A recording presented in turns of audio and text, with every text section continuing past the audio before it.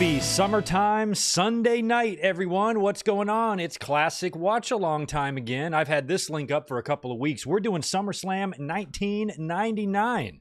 We're going to go pre-millennium here and party like it's 99. Not a good year for pay-per-views in WWE. I've been putting off this one, and you guys have been suggesting this one for a long time. So my memories of the show not being great, I think are a little bit accurate, but still, this pay-per-view falls during a time period in WWE where they were seeing their hottest numbers. So I think a lot of fans still remember this show fondly. Me, I remember the main event not loving it. The Rock had that weird match with Billy Gunn. Test and Shane McMahon, I know, tear it up. Jericho only got a promo, I think, on this show after just debuting a couple of weeks earlier. And I think maybe just as a fan at the time, I expected more out of the show.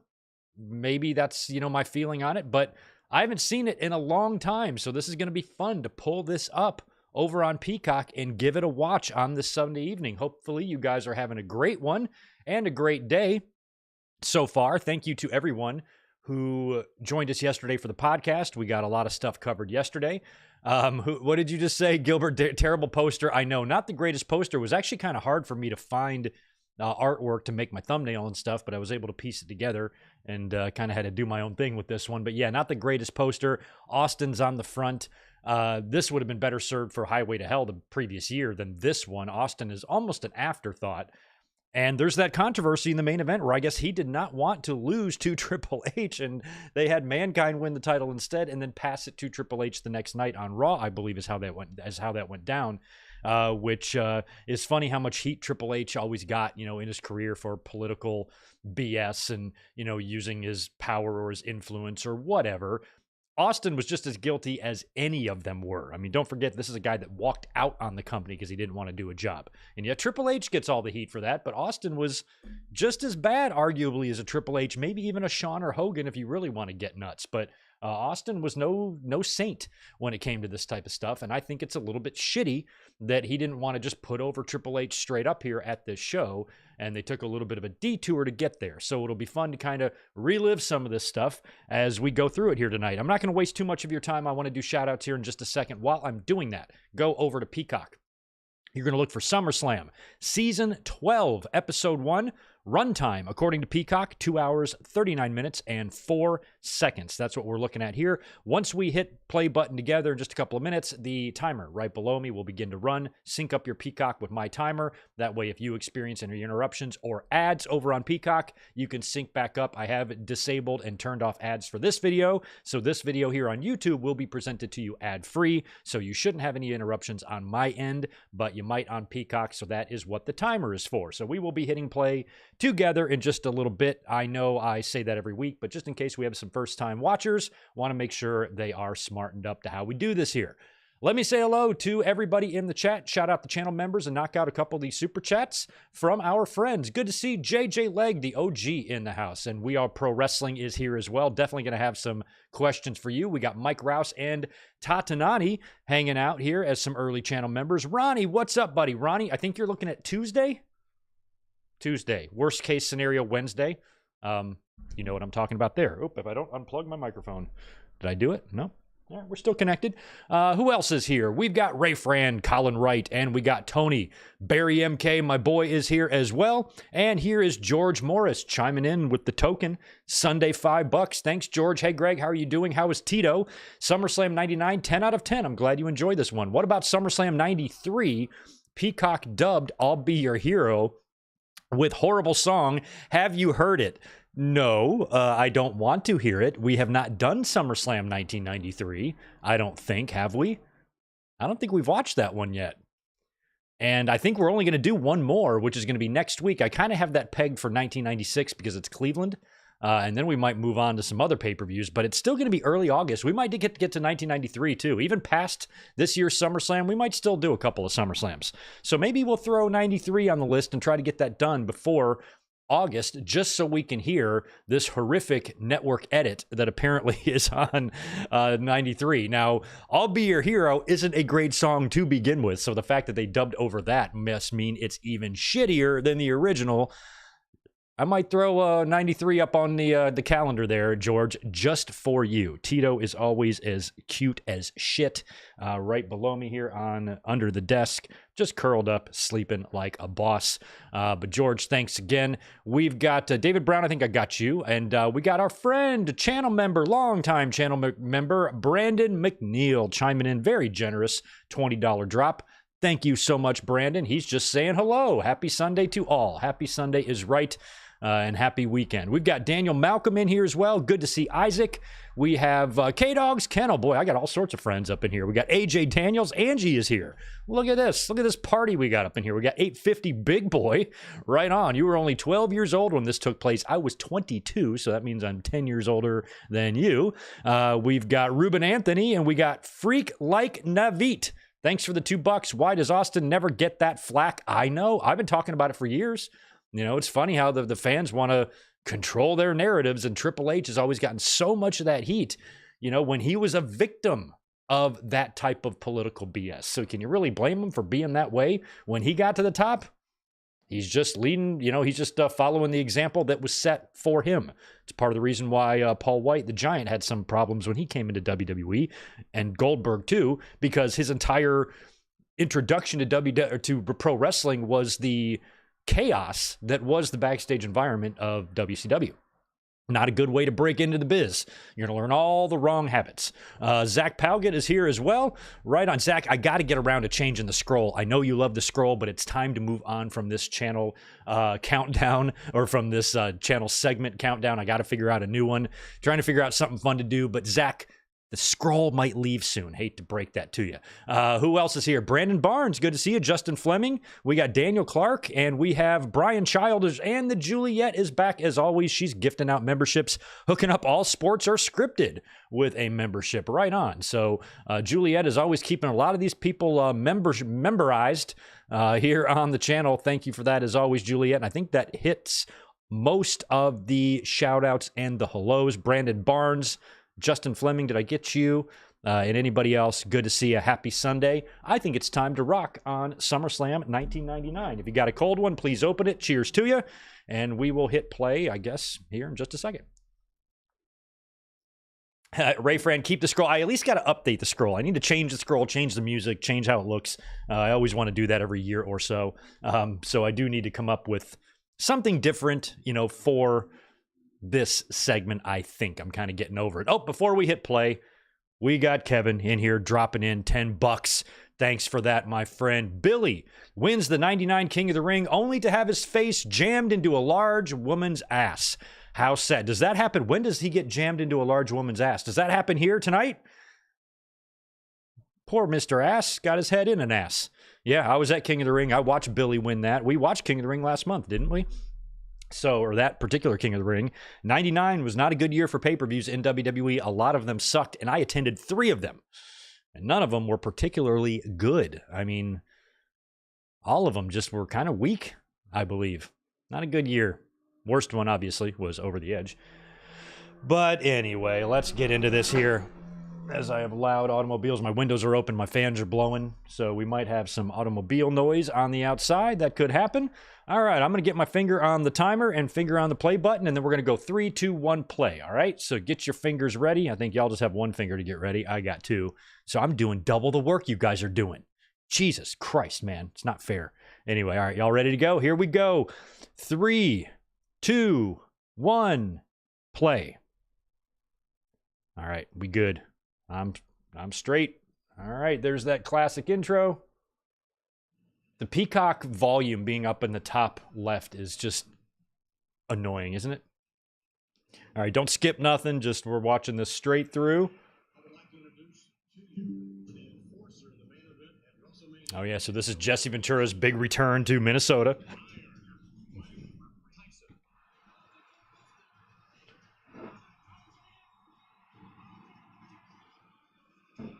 So they're going way back here showing Mike Tyson. It should have been a year and a half earlier by this point at WrestleMania 14.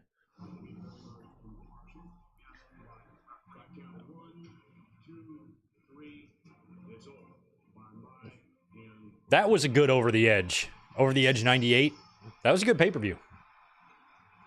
We have either reviewed it or watched it or both on this channel in the past. I just don't remember. I know I've done something Over the Edge 98 related. I'm pretty sure it was a review. Oh, now they're showing 99?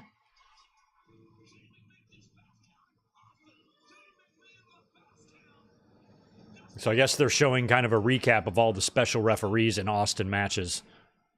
And here comes Jesse, who at the time was the governor.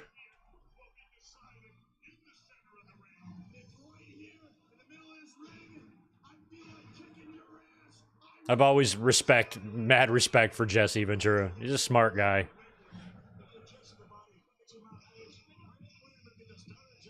Jesse Ventura is who Kane thinks he is, but he's not.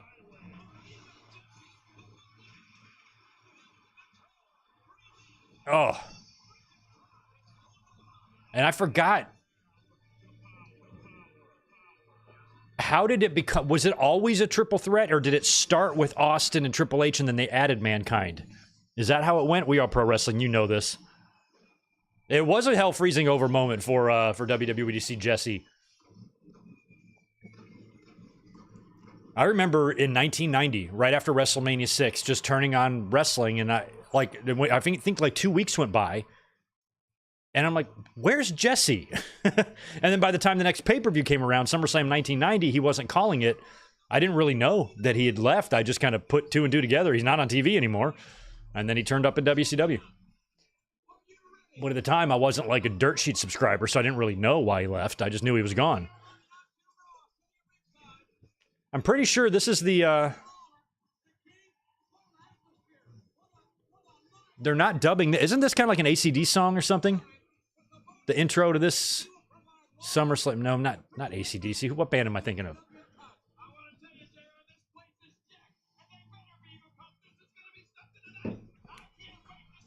Wash Me Down with Ivory. The signs, man. I miss the signs.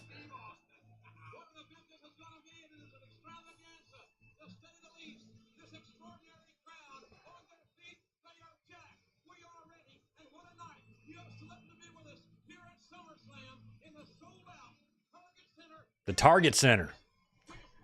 But I remember back in the day, Target was like just in Minnesota. Because I used to live in Michigan and I had family in Minneapolis and they used to always talk about Target. And I'm like, what the fuck is Target? Look at this.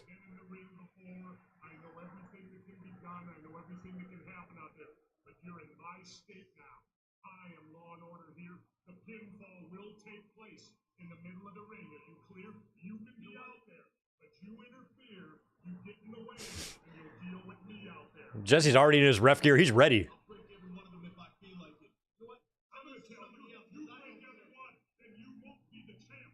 I mean, in 99, I argue that Jesse could take Triple H in a fight.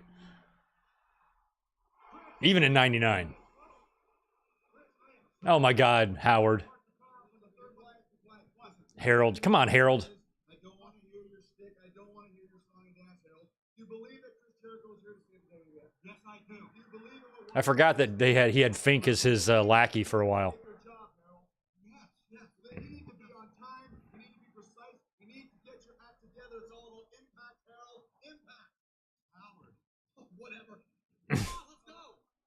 That was earlier today. All right, we're gonna get some. Oh yeah, I do actually remember this match. This is D'Lo, right, and Jeff Jarrett and like Mark Henry interferes or something. I do remember this because I remember watching this on pay-per-view at my apartment, same apartment where we watched Owen Hart die, and thinking that this pay-per-view was off to a really good start because I remember this match being particularly hot. Not Deborah hot, but look at what she's wearing. This is just ridiculous. God. Oh, puppies, puppies, puppies.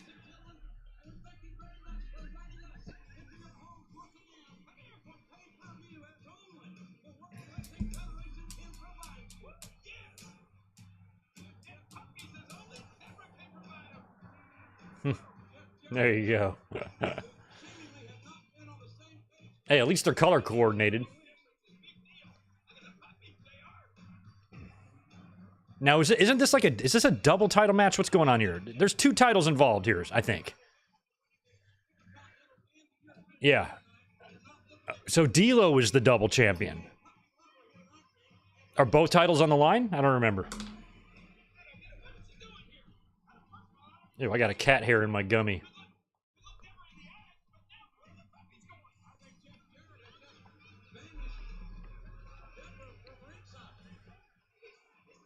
He's sent it. Why would you do that?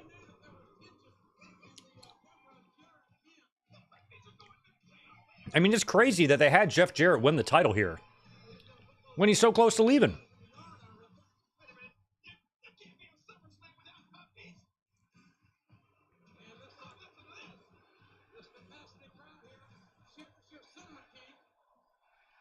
Okay, so this match is for both belts.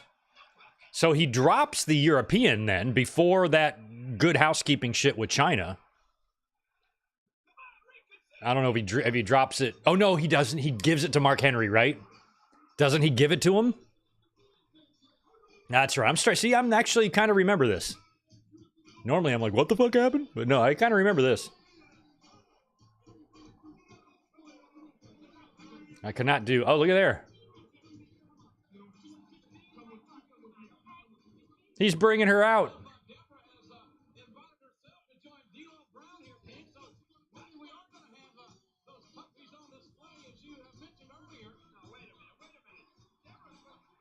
He's bringing her back.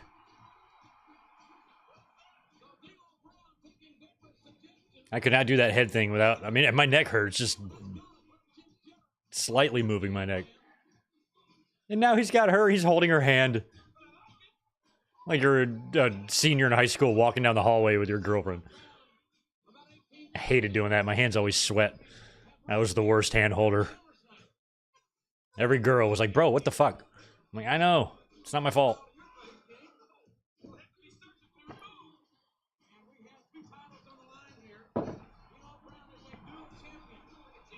Oh, I can't even do it. Look how he does that. I don't even know how he does that. That would hurt like shit. If I did it with that velocity.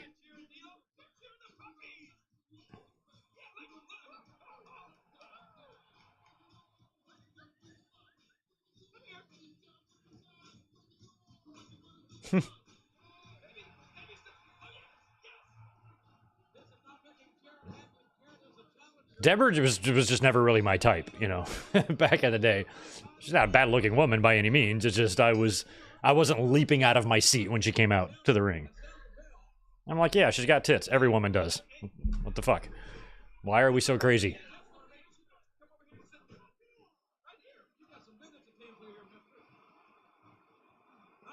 Big puppy chant. And I guess around this time, this Target Center would have been relatively new, I think. It's still standing, right? Do the Timberwolves have a new joint, or is this still there? The Target Center. Feel like it's still there. I don't know. It's a weird-looking power slam. Oh, my God. Every time D'Lo got in the ring, Jim Ross mentioned that he's a CPA.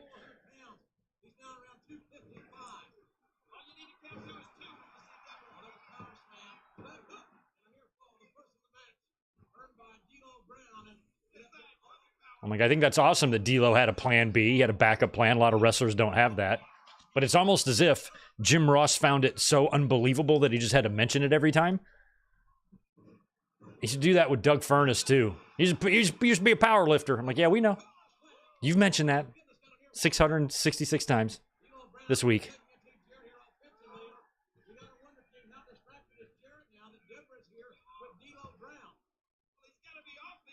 Now, is Deborah fronting here?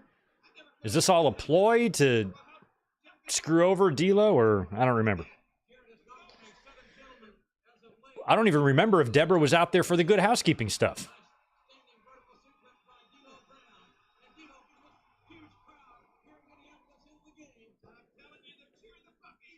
I mean, China is about to be wrapping up business here with Triple H pretty soon, too, in her own right.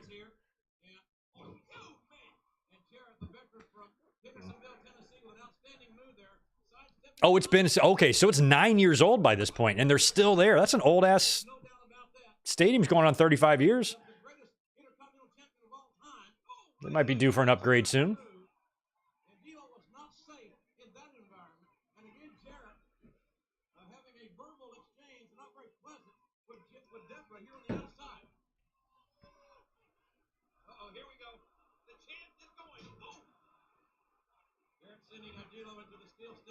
I took a lot of signs to wrestling shows. I'm proud to say that I never once wrote puppies on any sign that I ever took. I wrote some fucked up shit on signs, as you guys know.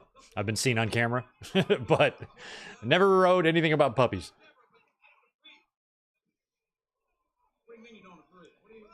Oh, okay, cool. Thank you for that, Ryan. Raw is in St. Paul tomorrow at the Excel Center, which opened in 2000. Pretty sure St. Paul is the city that Brian Pillman was found dead in. I think.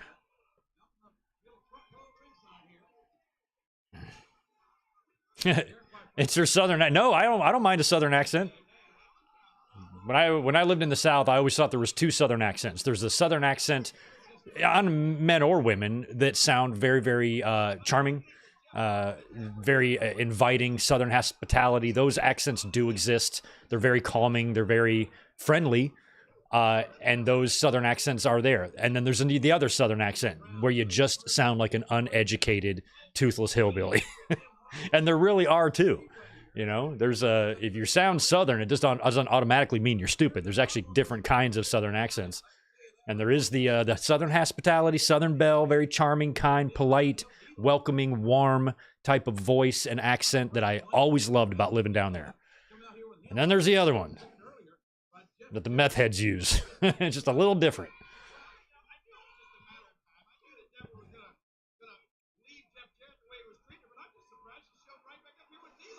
There's a family used to come into the restaurant that I managed there, and they had a little daughter, and they started coming there when she was like 2, and I knew them all the way till she was like 10 years old.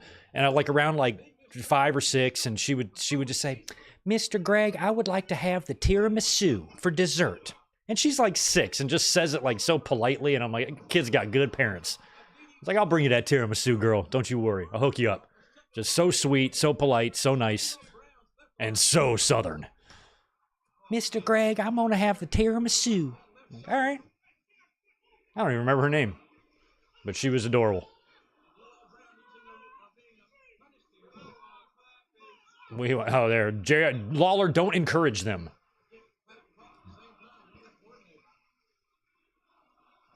Like an RF video. Man, I got a whole folder full of RF video shoots. Shoot interviews back in the day, that's what podcasts are now.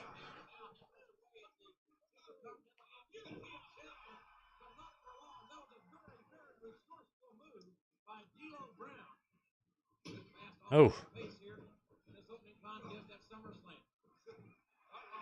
Uh-oh, D'Lo. This is the move that injured draws.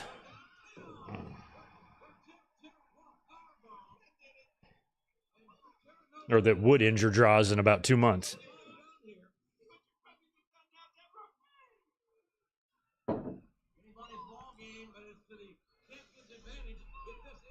There you go, Barry.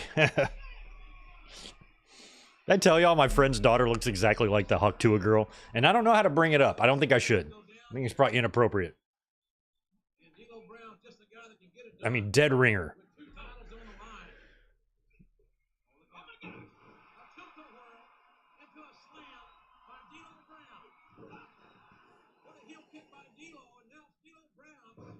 All right, D'Lo. You love that leg drop. You love the D'Lo leg drop.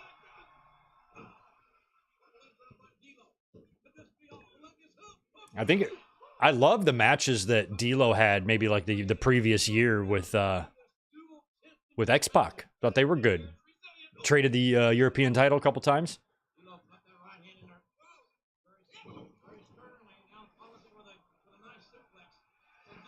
Oh, go for the frog splash. D'Lo had one of the most unique frog splashes. I always liked his a lot. D'Lo got himself in shape too from the Nation days. Oh, he went for a... That wasn't a moonsault. It was a flip somersault.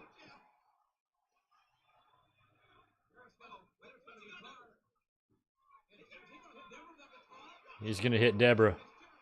Oh, now... Oh, that's right. Now Mark Henry is here. Oh, yeah. They're going to act like Mark Henry's turning.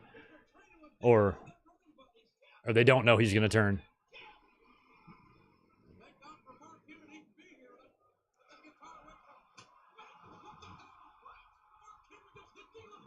Fucking sexual chocolate. And that's it. He doesn't see all the shards of wood. And Deborah was in on it the whole time.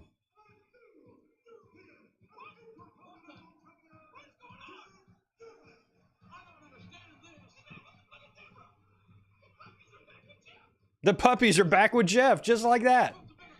Oh my God.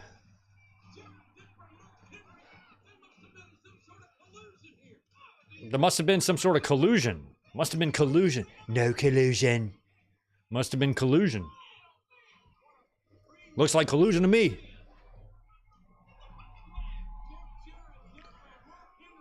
Poor D'Lo, and he lost both of his titles.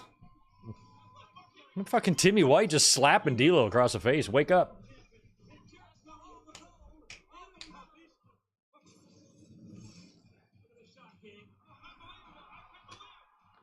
Oh yeah, is there some kind of Lion's Den match on this card or something? What happens with that? What's with the cage? I forgot what that's about.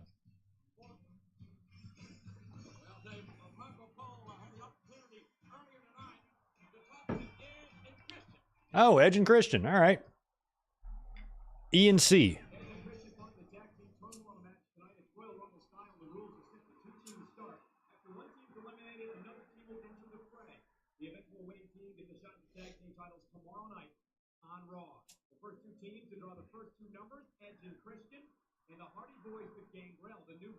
Okay. Hardy's and Edge and Christian fighting again. Juliet, thanks for the $2. Didn't Lillian debut the night after SummerSlam? I don't know. She probably did.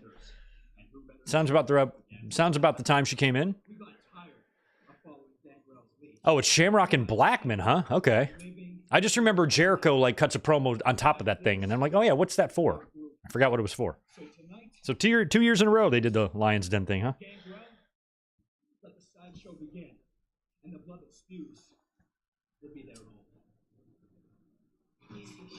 Ooh, you think you know me? I do know you, Edge.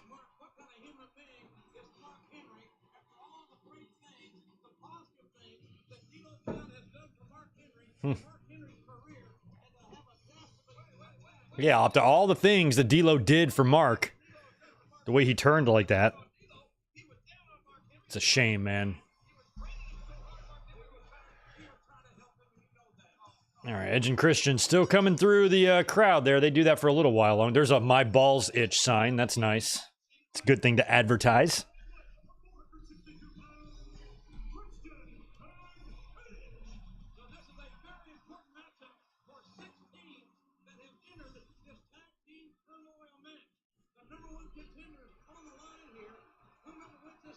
Oh, I know. Michael Cole looks super young. X-Pac and Kane. All right, they're the tag champs here, I guess, huh?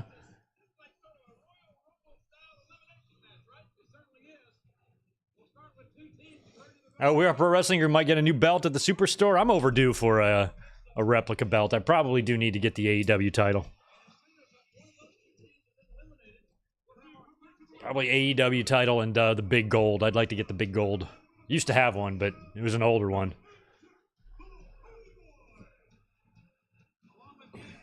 I've always wanted to go on eBay and buy like a bootleg belt just to see what it's like, you know, the quality of it.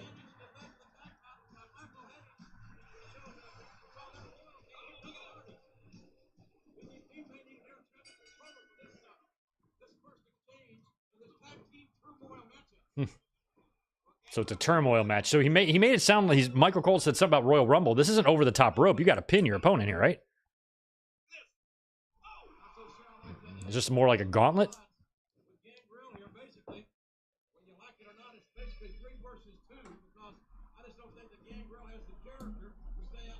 Yeah, SmackDown debuted right around this time. I think it was August they ran that pilot. They ran it like after a Raw taping or something.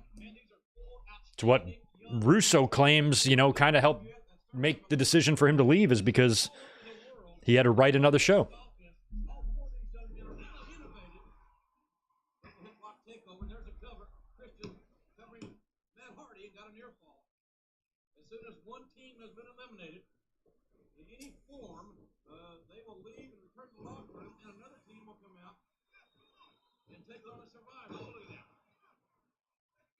So they had already had some run-ins on pay-per-views, these two teams. because I think they worked King of the Ring too. And then they would have the match in October at No Mercy. That would be the one that would really put both teams kind of on the map and get them up and off and run into their revitalizing of the tag team division with all the TLC matches and all that stuff with Dudley's and oh my God. But they're not quite there yet.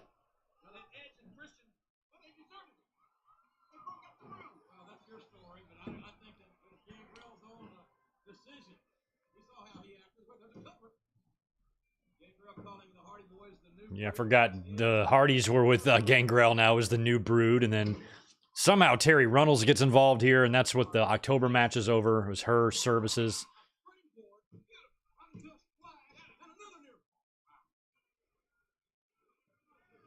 Unbelievable offensive display by these four young men.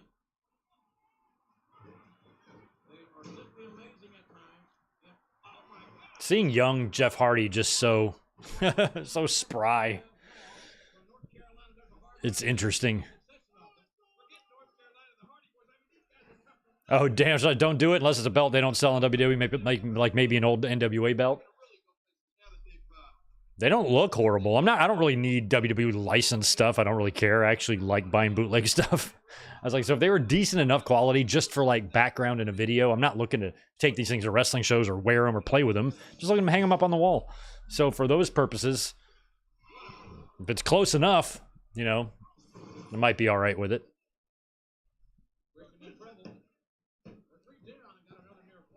We're watching No Mercy 99, Ray. We could do that.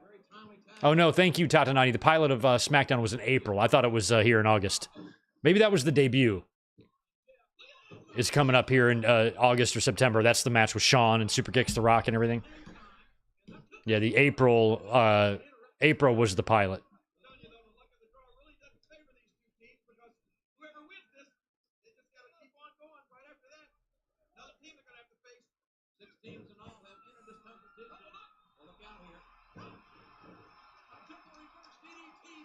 Yeah, Barry Russo's full of shit because WCW had already started Thunder. Thunder came before SmackDown, I'm pretty sure. I think Thunder showed up in like 98.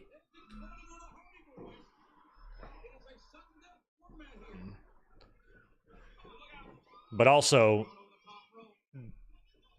Russo's claim is that he wasn't going to get any more money, and so if WCW was going to pay him twice as much as what WWE was, then it might be worth writing twice as many shows. So, I'm not sure if Russo would have done it if the money would have been equal. I don't know.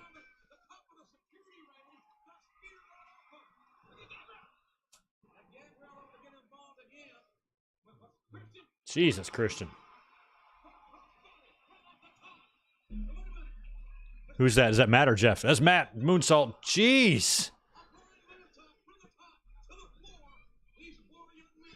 Matt with the Charlotte moonsault there.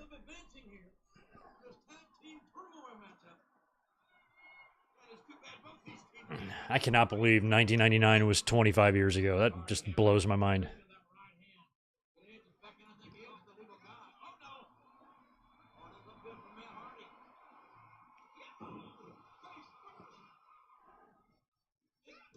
Wow, that might be it, unless Jeff gets in there. It is. Edge and Christian, I guess, advance. They don't win, they advance. Crowd popped hard for that, but that's not the end of the match. That's just the first part of the match. Oh, Lord, it's Mideon and Viscera? It's half a Men on a Mission and a Godwin. That's nice. Godwin on a mission.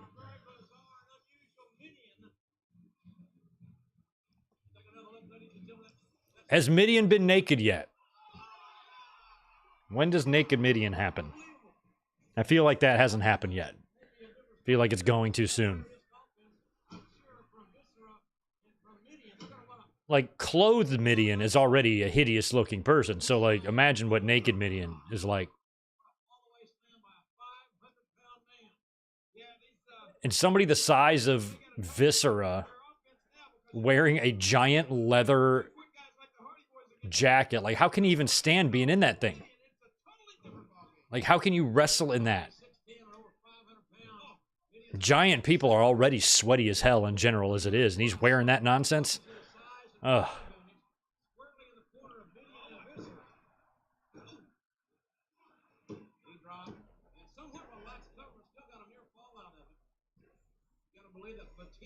Yeah, Naked Midian feels more like a year 2000 thing than a 99.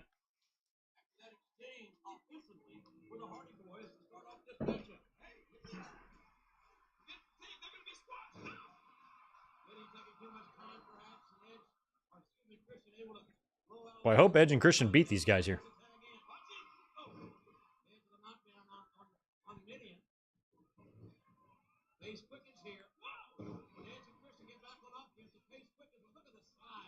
Jeez.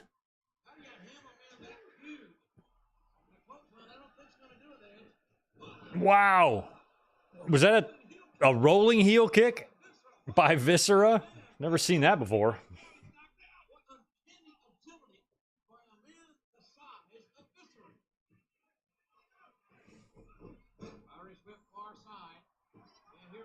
Oh, look out. Ooh.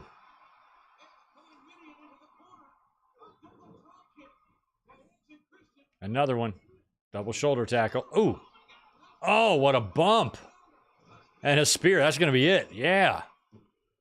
Yeah. E&C. They're on fire. Who's coming? Oh, it's, Oh, I was like, who's the other guy with Albert? Draws. It's Draws.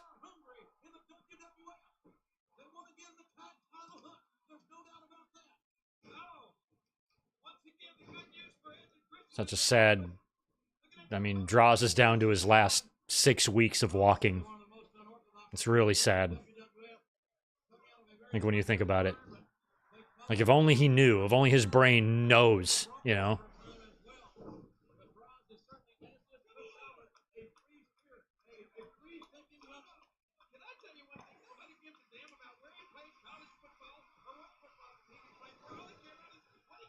I had a friend when I was a bowler, like a competitive bowler. There's this kid. He was like a phenom, man. He was 16, and I was a very good bowler. And this kid scared me shitless just with his power and how strong he was. He was like 4 years younger than me and could smoke me, you know? And I've been bowling my whole life, you know? And this kid just came in with an unbelievable amount of power and just, I was so impressed with him, you know? And I'm like, this guy is going to be a huge deal. And about a year or two later, he was shot in a robbery. My friend's mom was killed in that robbery. He was shot, paralyzed, and has been in a wheelchair ever since.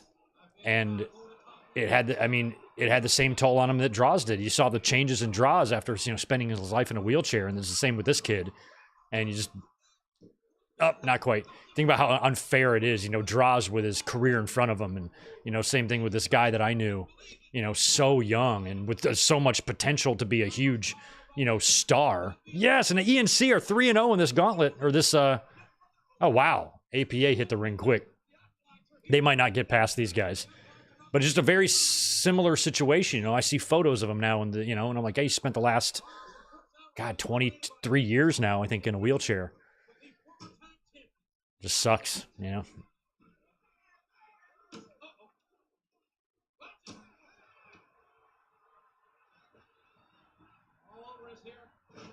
Nice.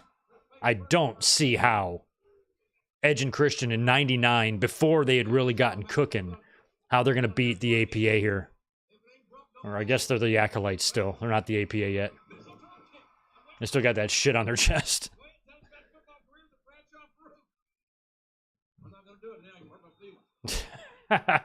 Lawler giving Ross shit for repeating all the facts about these guys. Lawler goes, why don't you tell us about the football careers of Bradshaw and Farouk? Well, I'm not going to now. You hurt my feelings. Oh, so funny.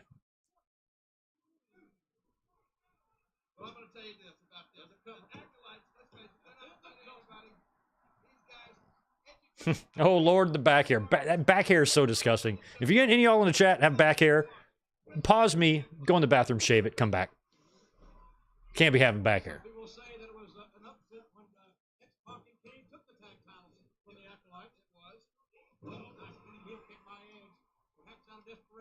I think if you go to FTR's website, they'll tell you all how to do it. Correct techniques, you know. It's always better to have a friend do it for you. Whatever you do, don't get videotaped doing it. You know, you don't want that.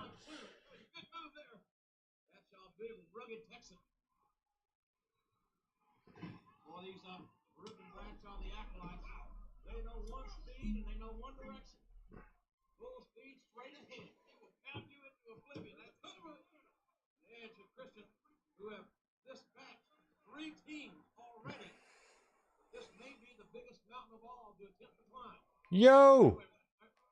Illa Chingua. Thank you for the $2. Happy Sunday, Uncle Greg. Hey, I can actually read that one. I think you've sent a couple in the past that I quite didn't understand what you was asking me.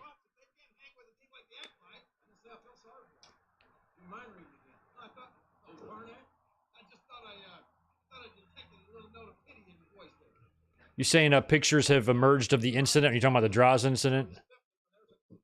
I know some pictures exist. I didn't know anything too graphic did, though.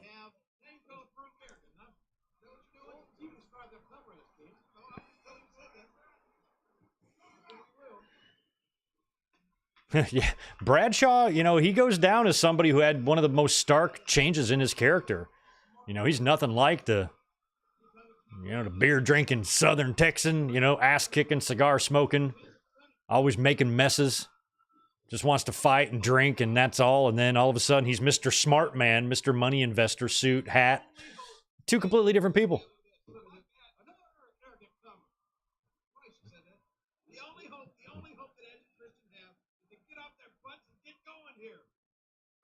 I'll always have a problem with Bradshaw just because of his attitude, his behavior, his bullying, aspects of his personality that are just so fucking putrid. I'm not sure if I'll ever really like him, but you can't deny that he was a solid performer in the ring and a good character, versatile. He could talk. He could be a fun Texas ass-kicking babyface like he was with APA, and he could be the worst type of heel you could ever ask for. And that's hard to do.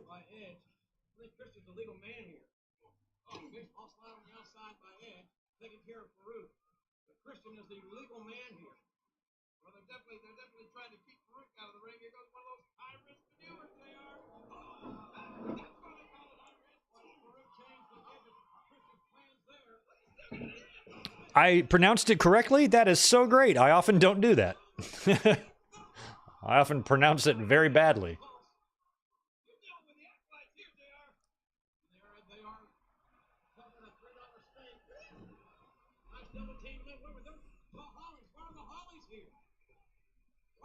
Why are the Hollies here? Get the fuck out of here, Hollies. Is that your turn? Oh, they thought it was over? It ain't over. I mean, maybe the Hollies are out there to help. Oh, clothesline from hell. And that's it. Look, the Hollies are right in there.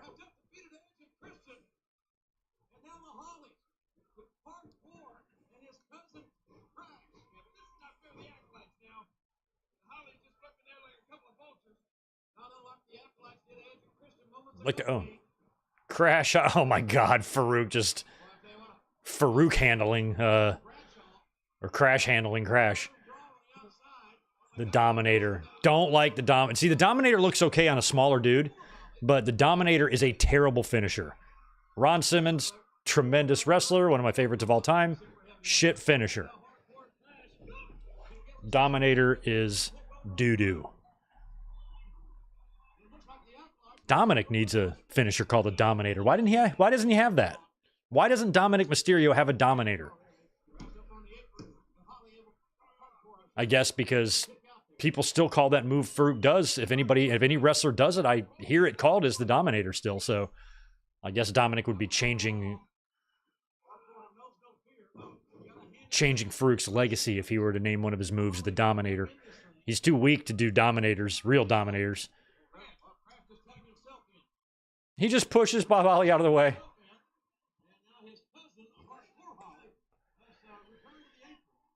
I mean, Bob Holly and Bradshaw and Farouk, there are some tough dudes in this ring right now.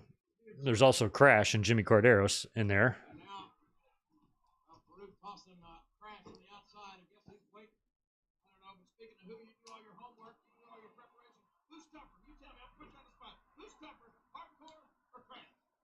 I feel like some of those guys in the front row with the backs turned to us might be, they might be Vikings or something, Minnesota Vikings players. Big dudes, all of them.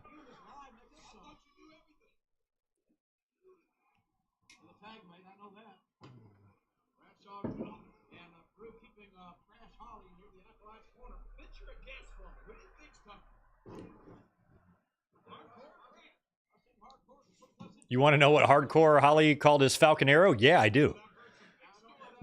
He did a Falcon Arrow?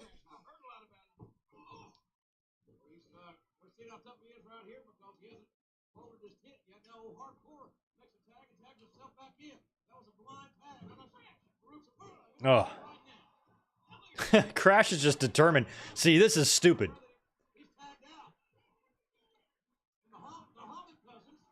You know what's funny? What the hell are the stakes here? Is this a #1 contenders match? What the hell is this? What are we watching?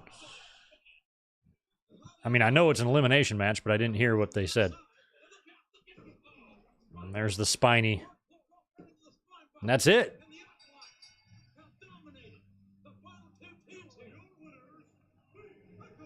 Okay, yeah, it's #1 contenders match. Okay. The Holocaust. That's what he called it?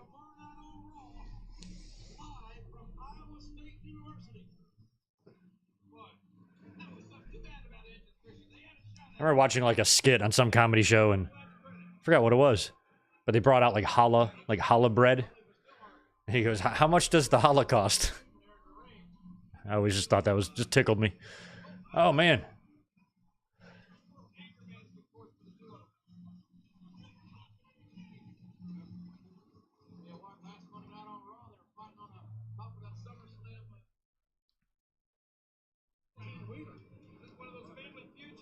Dom does have a Dominator, and her name is Rhea. That's very true. Look at these two J-Brones. I hated this alliance. Undertaker, look at him. He's transitioning out of die. Ministry of Darkness is already a thing of the past. The higher, greater power is already a great thing of the past. Oh, Pepper.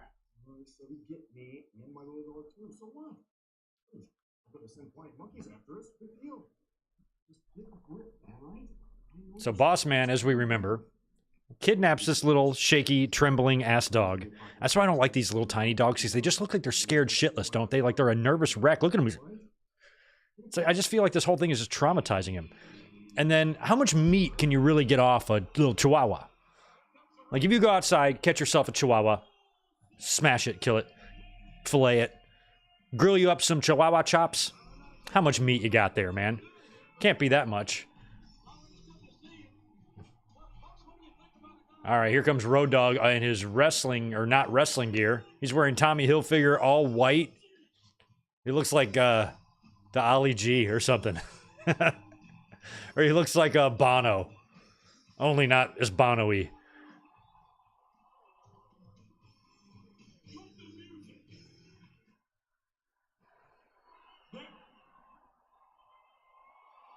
What's the name? What's the band member U2 who has the same name as a wrestler? Why can't I think of it? He has the same name as somebody. I can't think of it. And of course, I attended the Kennel from Hell match live and in person. Look at this outfit. White socks, are you serious?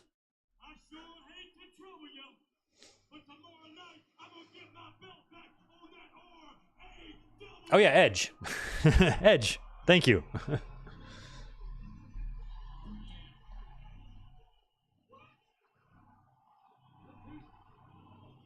Here he comes.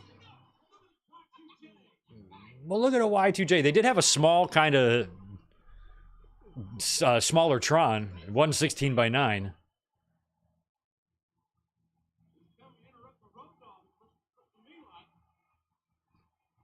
Boy, he had such the production. I mean, Jericho had just gotten there. How many Raws has he been on? 2 at this point?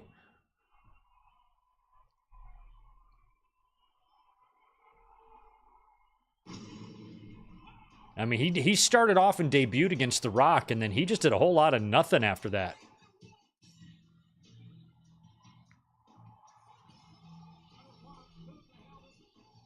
He struggled to get rolling right away, and took him a few months, and then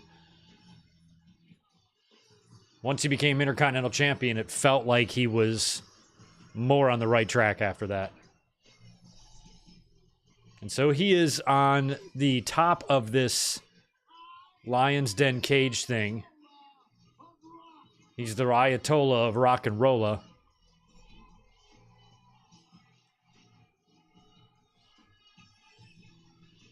I mean, to me as a fan, it was so awesome to see him there. Because the rumors about Jericho coming to WWE were around for about a year. It was definitely 1998 when I was starting to fantasize about him being in WWE. So seeing it finally happen was pretty awesome.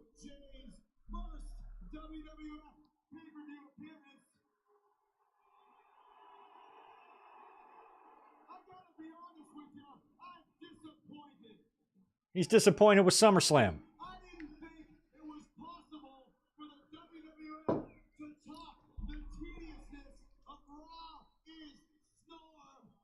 Raw is snore.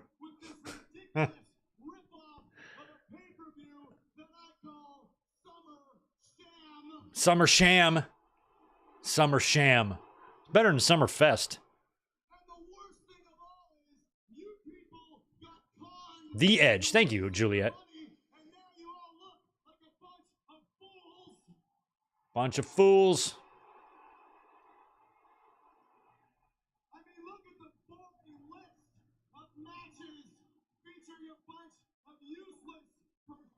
He got some heat for calling a Taker promo boring.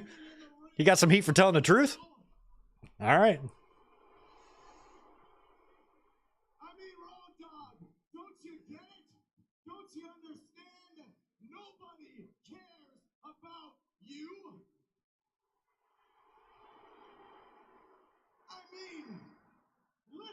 To this embarrassingly silent reaction that these people are giving you right now. Did Road Dogg give a reason for why he was out there before he was interrupted? It's such a weird thing. Why didn't you just make a match between these two? Why this? It's weird. Thank you.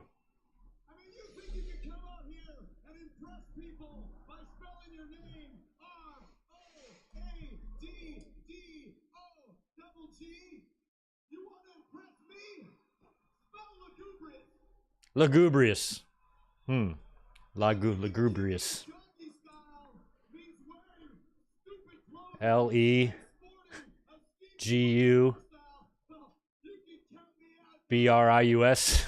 Lugubrious. I don't know. I think I'm wrong.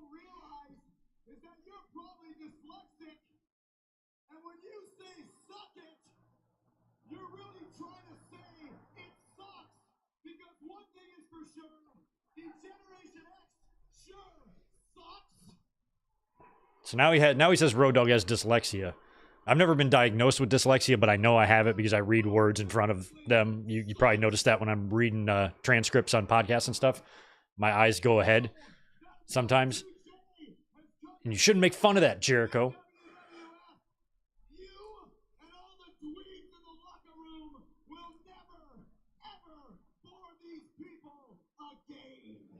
Again. The again thing I've always loved.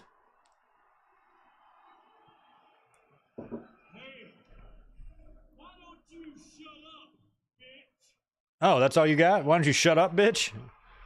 Maybe I don't want to shut up. Maybe I want to stuff the microphone in my pants and hold it like so. By the way, my mama cares about me, boy. You know, I'm almost scared to say this because I'm scared you might take me up on it.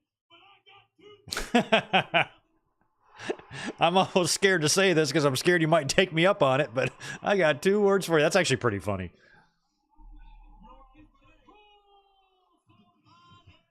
See, that's a gay joke that 25 years later doesn't age as poorly as maybe some other gay or homophobic jokes you can make, you know? Like, at least that's kind of half funny.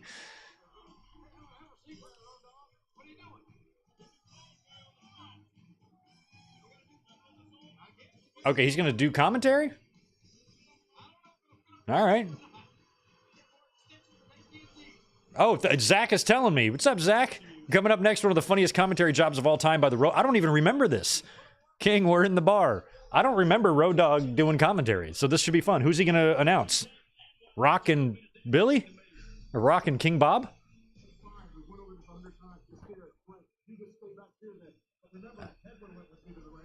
Oh, this must be when he gets stolen. Aw, poor little guy. Got Pepper.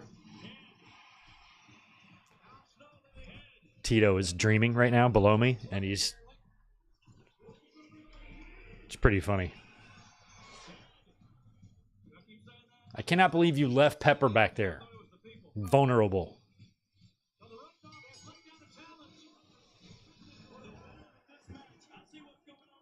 Not that there's anything wrong with that.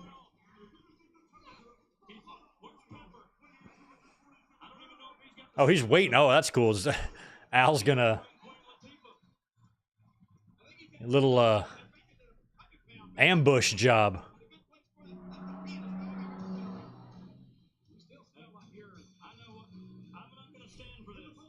The big boss man. I hope he... Oh, wow. That looked actually really good.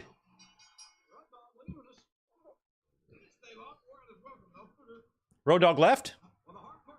Or maybe he's getting a new headset.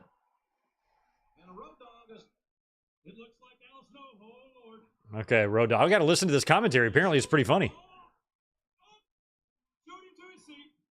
Is he on the live mic? Oh, he is. Oh, my God. Oh, so Road Dogg's going to follow this around and call the... Okay. That's so... I have zero recollection of this. None whatsoever. I remember the Jericho promo. I don't remember this. I probably have not watched this match in 25 years. Shout out to Teddy Long. Oh, nice no-sell there, trailer.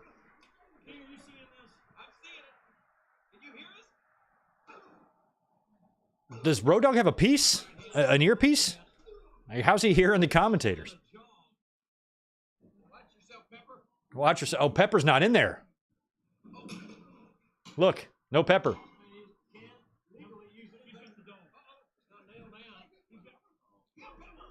Pepper's not even in there.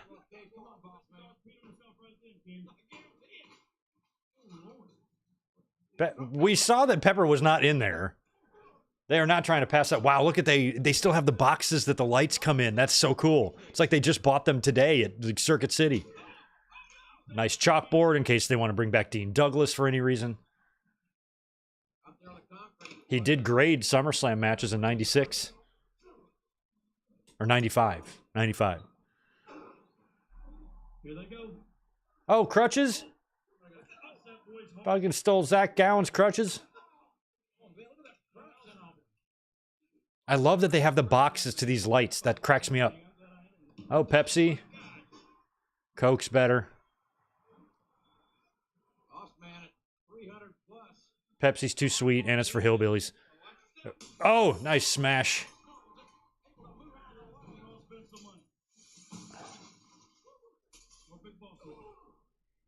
Although, even at 47 years old, Greg will still enjoy a frosty Mountain Dew every now and then. So I guess I can't throw shade at Pepsi.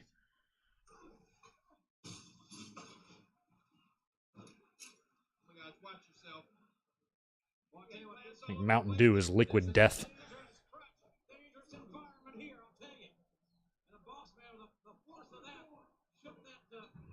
Is this a rental? Like this car? And how are they trying to explain, like, what have they... Road Dogg. Are they acknowledging the absence of Pepper? We're going outside. Yeah, I think they're a central time zone, right? So it's probably still a little bit of daylight there when this show aired. It's probably about 7 p.m. there or something like that. Look at this, right across the street in the daylight. Let's go have a bar. Let's go to the bar.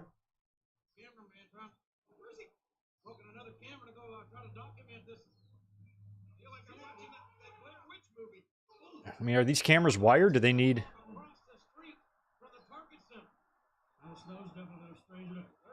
Oh, it'd be so funny if people were in the restaurant watching this. I don't remember any of this. Looks like a nice little downtown area, though. I'd stop in a pub there. Blues Alley, all those tables. Those aren't expensive. You can get a bunch of those at your local Target. Look at Jim Dotson back there at the front door. That's awesome. I don't know who those girls are. I'm trying to recognize some of these people. One guy's on a phone. Look at him. Look at he's my favorite. That's my hero, that guy on the phone. Yeah, because, I mean, the cell phones were still... I didn't have one yet. Took me another year or two to get a phone. I love Jim getting him out of the way. That's awesome. Look at this. This is so amazing. Look at Al flirting with the lady, with the chickies. Shaking the hand of a nerd. This is so great. Look at the old man over there, guy in a wheelchair here. ATM, in case you want to take out some cash. Oh, the guy that my hero is back. Look at these guys just sitting there. You're not getting up? If a fight breaks out in a restaurant, you get up from your table, give these guys some room, or break it up. You don't sit there.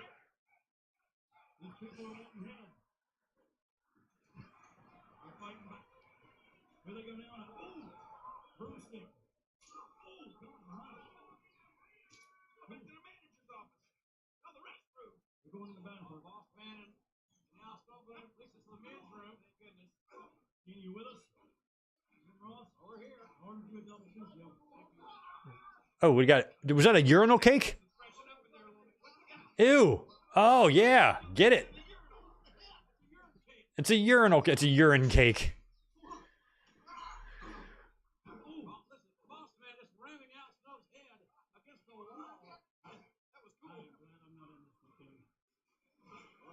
I love that Road Dogg is just following him everywhere, and he hasn't caught a stray yet. How has Road Dogg not caught an elbow or a punch? Oh, I mean, I was going to say props to both these guys, too. They are laying this shit in.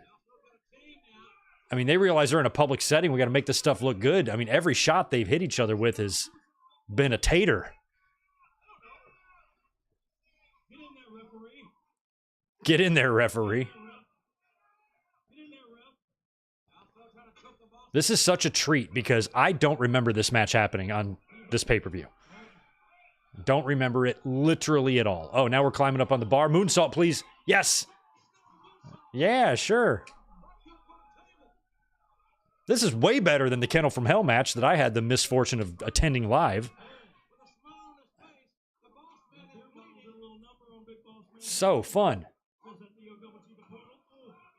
There's a dude in a hat. Sebastian Bach. Oh, pool table time. Oh, that's a real beer. I mean, unless that's a plant. Looks like he just took a bit. Oh, there's Road Dogg. Well, I hope that was sugar glass then. Oh, balls. Balls to the balls. Pinned him on the pool table, whacked his head on the light. Road Dogg offered the assist there, blasting Bossman with the nightstick. That was a fun match that I forgot existed. Watch, you gotta look both ways, Al, before you cross the street, you nut. Yeah, he's got to go find Pepper, who is MIA, because Pepper was not in. Who's this? Steve? Oh, no. Blue Meanie's got the dog.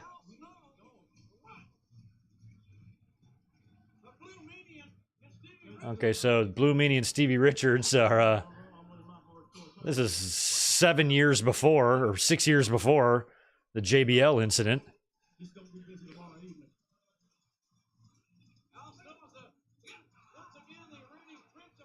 I love that they literally just bought those lights, like, today. This poor guy. He needs to get out of there. It's like one of the Spirit Squad. There is a lot of extracurricular activity in this match. This is one of the most fun matches I've ever watched on a live watch-along. I think it's because it was totally unexpected and I didn't recall any of it. Oh, wearing out Big Stevie Cool. Smacking the meanie. Where is Pepper?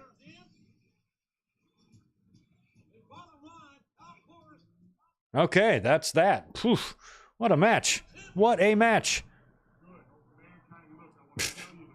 Mankind and Jesse. I know how you wrestle, you take it anywhere, you do anything, you can do all of that. But the pinfall's got to happen in the middle of the ring. You hit somebody with a chair, anything like that, I'm not counting it. Not counting it, man.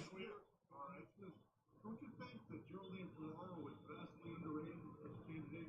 She might have been, but she's a bleeding heart liberal, you know? Come on. Mankind and Jesse talking a little politics. I love that. I love that. I've always liked Jesse Ventura. He's just fucking no nonsense.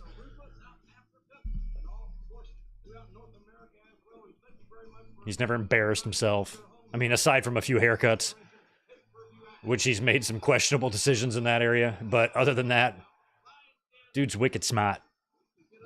And he's a SEAL. Okay, so this is a weapons caged thing.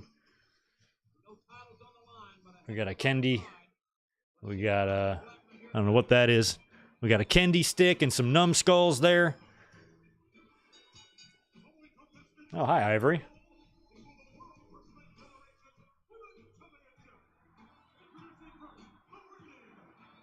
Ivory, she was one of my favorites. She could wrestle. She wasn't as sexualized as the other girls, although she has some attributes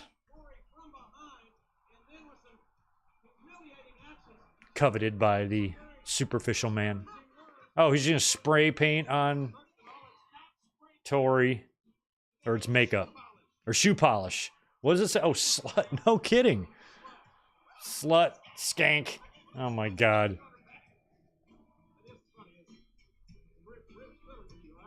I'm pretty happy. I'm glad that slut and skank haven't been canceled words. You can still call people that when it's appropriate. I mean, if somebody is a slut or a skank, call them out for it. She took way too long to get up. So this is Tori and Ivory. I like this. This is two of the probably best women workers from a work rate perspective in the company at the time. Sable just left. She was a fucking joke. Jackie was there. So I guess I hadn't gotten too nuts yet because, you know, Trish hasn't even come in yet. They had Molly at the time, right? Was also there. So they actually didn't have a bad division when you think about it. It was small, but the women they had could work.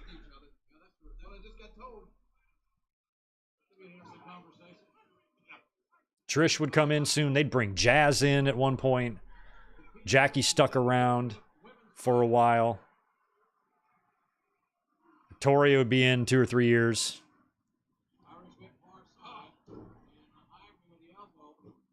You know, Molly might not be there yet.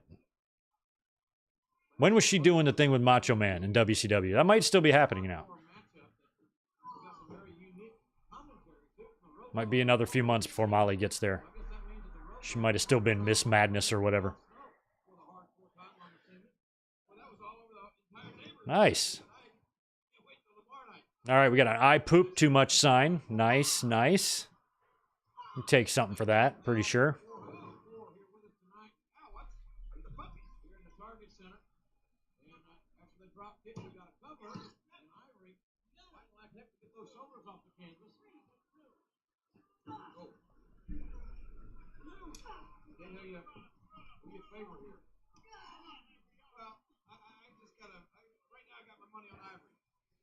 Oh, I mean, I'm not talking about slut shaming. I'm talking about Doug Unfunny more or less like in movies or TVs or something. That you'll hear those words pretty routinely if, you know, especially in comedies and stuff where, you know, you're hearing less and less of the R word and things like that. That's kind of what I was talking about in terms of words that are, you know, perceived acceptable or not or whatever. So those I think are still there. I mean, you don't want to be calling, you know, innocent people those words when they're not those words, but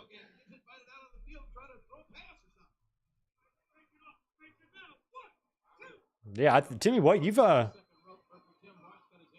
didn't you do the gauntlet? Feels like White was just in the ring.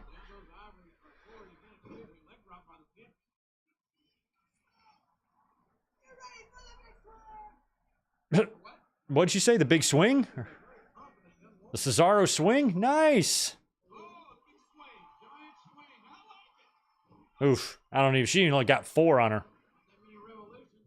Not that many revolutions. Nowhere near Cesaro numbers there, or Claudio numbers.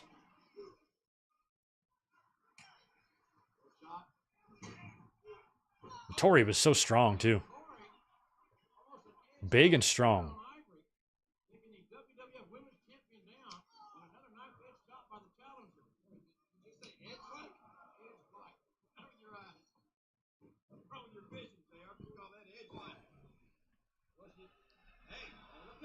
Oh.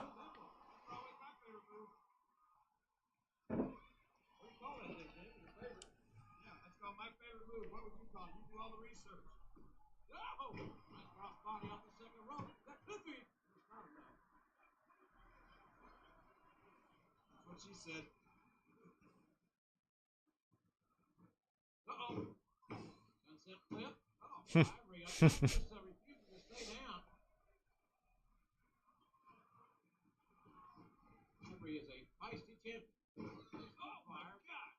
Okay, that was intended. Oh, wow. That was a very abrupt kind of finish there. Good job, Ivory. Oh, why are we pulling her pants off? Jesus. Why is she... They're like, we just can't have a women's match without tearing her clothes off. Oh, here's... Oh, I forgot Luna's there. Luna. It's Luna, King. Y'all, it's Luna.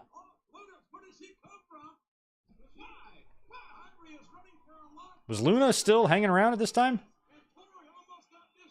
Tori, fans like Tori. She's hot.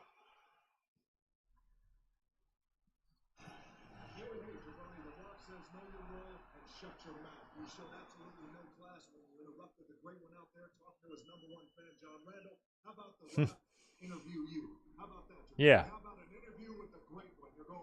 Those sideburns, man. Rock, they don't even sell ties for 13 cents. Not even at a garage sale.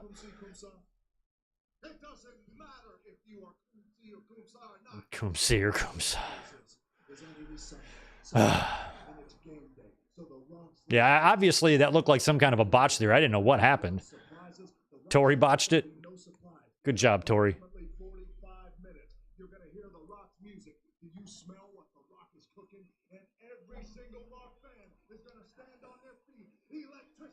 What's the difference between do you smell what the Rock is cooking and if you smell what the Rock is cooking?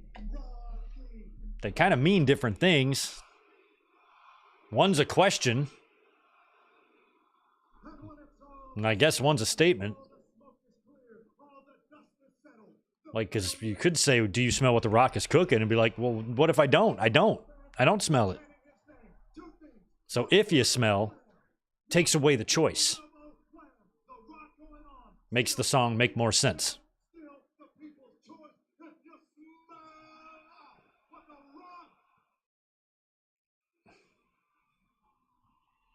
I always loved the face. He didn't do it here. I always loved the face thing. What the fuck is this?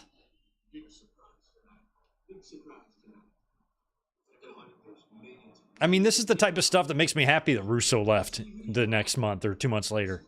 I don't even know what's under there. I don't remember. I know it's bad because if it was good, I'd remember what it was. Bob? But my name's Billy. Okay, so it's Lion's Den time.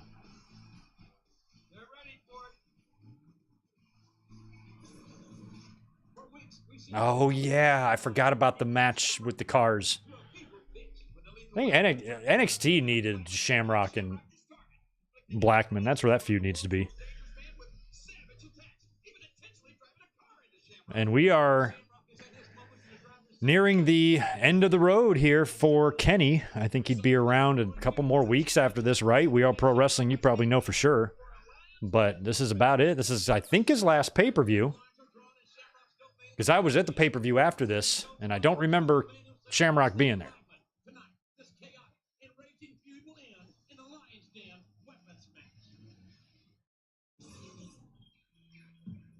I mean, does Blackman win here? I mean, is this... I don't even remember what the hell happens.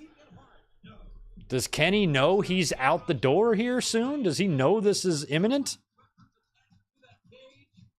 I cannot believe we remember Ken Shamrock so fondly in WWE, and we got him for 2 years. And those first couple of months was a slow start for him, you know? He was wrestling, like, exhibition matches and shit. You know, he didn't get, like, cooking until around the summer of '97. So we got about 2 good full years of Kenny. And that was it. 2 years goes back and buying a flash now.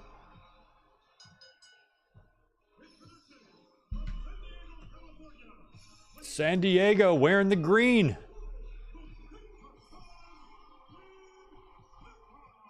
Never seen Shamrock around town. If he lives here still, I don't know.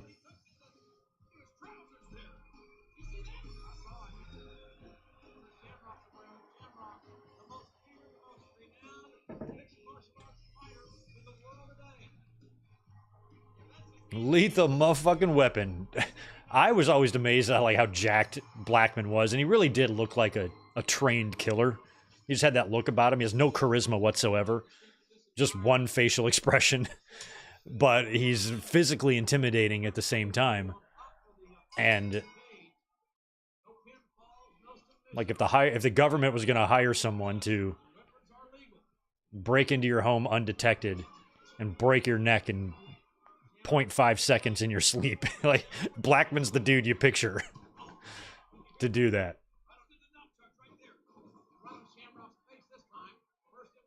Like I always thought he'd be a great, like if he could act and had a presence like that to him where he could be in movies, like, you know, like the roles that like Jason Statham has or whatever, like that could be him. All right, so Shamrock's got the numbskulls. Oh, nice. Look at this.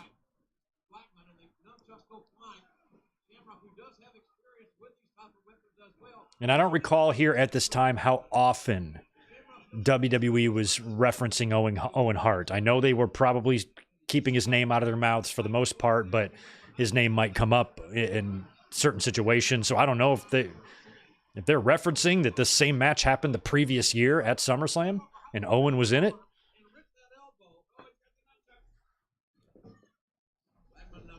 But it would, if I'm a fan watching this, it's making me think of the previous year.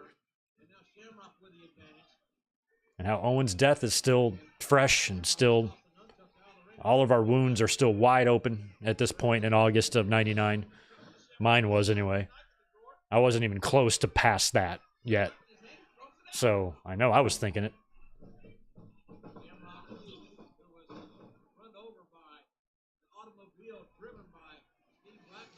Oh yeah, we had vehicular assault in this rivalry. This rivalry had everything. If you like violence, this rivalry's for you. Yeah, I'm glad, Colin, you noticed that. That sweep by Blackman was awesome. You got so little area to work with here. I've hated these type of matches. I'm all for doing different stuff, but I would assume that mat is way harder as well. Seems way more firm.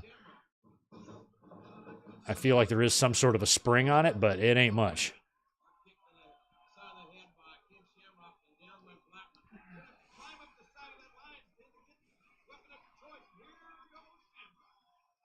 Okay, so you got to get up there to get various weapons. The old reliable Singapore cane.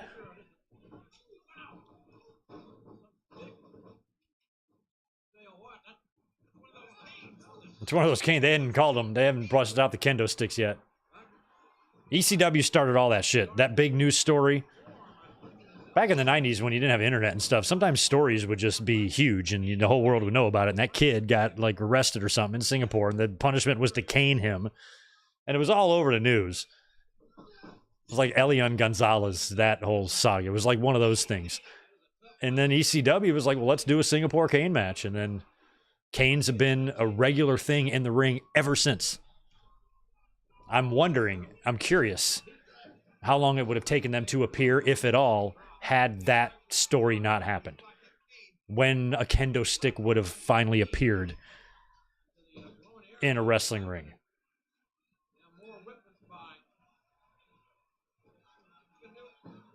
So Blackman's got these sticks. I think that's what they're called, right? Sticks.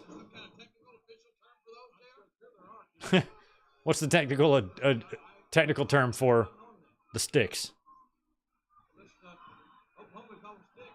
Yeah, in Oklahoma, well, in California, we call them sticks too. What a coincidence.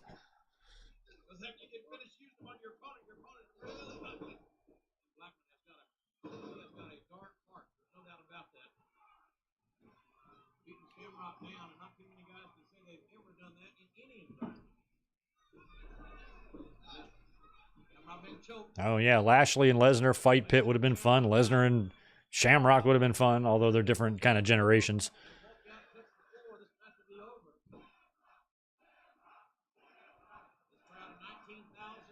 I mean, I feel like if Shamrock would have had a longer run in WWE, like if he would have stuck around, let's say, 4 more years, that would have put him there until 2003, and Brock Lesnar was well established by that point, already won his first title in 2002. So you could have, like, if Shamrock stayed in WWE, maybe even won the championship at some point, and then decided to leave or retire or whatever around 2003, he could put over Lesnar on the way out the door, But, I mean, we had Angle there by that point, too. I mean, you get some Shamrock and Angle matches. I mean, Shamrock left at the worst time. He left right when things got good from an in-ring perspective. Leaving in 99 before, right when Jericho got there, and then just a few months later, Angle, Benoit, Eddie, all these guys, Saturn, Malenko, and then Brock would come in a couple of years after that. He had so many opponents. Could have been great. Bad timing being in the company. Would have been nice if he just stuck around. If he had like a 6 or 7 year run in the company. Oh, he could have had some great matches. Like, give me like a Eddie Guerrero and Ken Shamrock feud for the European title or something. Oh my God, how fun would that be?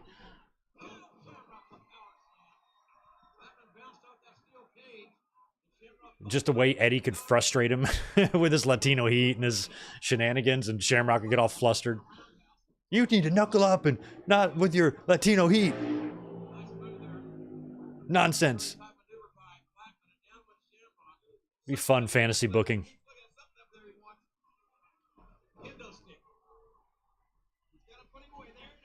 Yeah, all of these slams and these bumps on this mat just look like they hurt extra hard. Oh, there's the kendo stick. A similar stick. Those kendo sticks work too because they're so loud.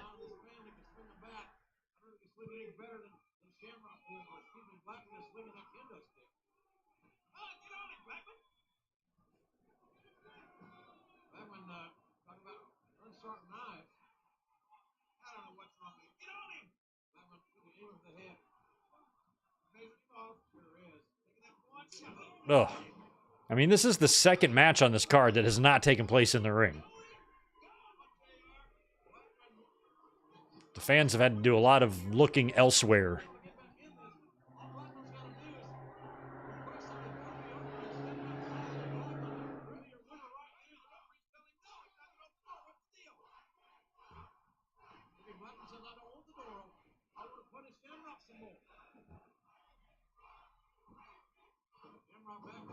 Oh, Blackman misses. Misses again.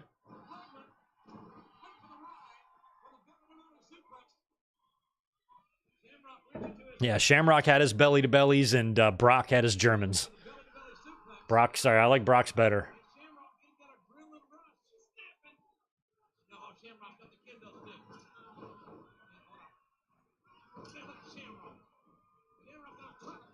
wearing out Blackman with the kendo. Oh, right on the top of the head.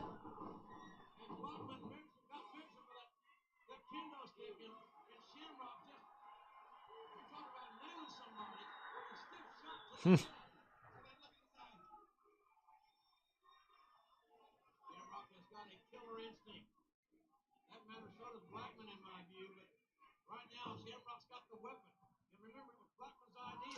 Oh. I definitely remember at the time not being really into this feud very much. Didn't interest me then. Doesn't really interest me now either.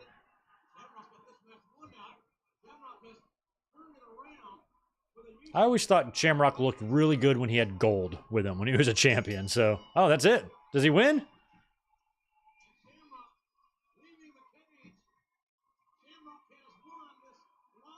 So they put him over here, even though he leaves in a few weeks.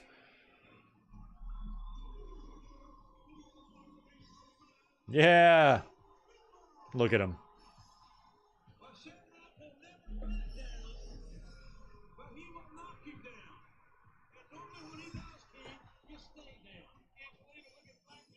Why don't you hit him one more time, just for fun?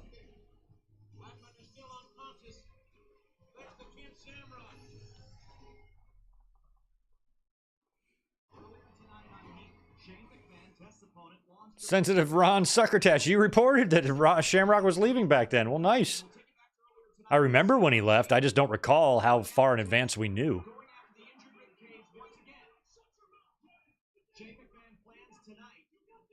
So Shane got an early attack on Tess there on Heat. Look at Kevin Kelly. Talking time's over, Kevin Kelly. This is a test. When I was at Survivor Series a couple years later and he faced Edge, and Edge did the promo. We both have unique first names. So funny. And he's got his bandages on. Here Comes the Money isn't a thing yet, is it? So he's coming out as something else.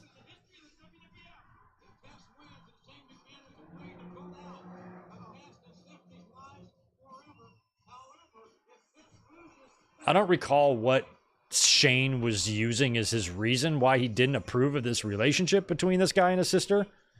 I could never tell my sister who to date. You kidding me? She'd be like, fuck off, brother. Date who I want. I'm not going to challenge the dude to a match. If you win, you can be with her. What kind of sense is that?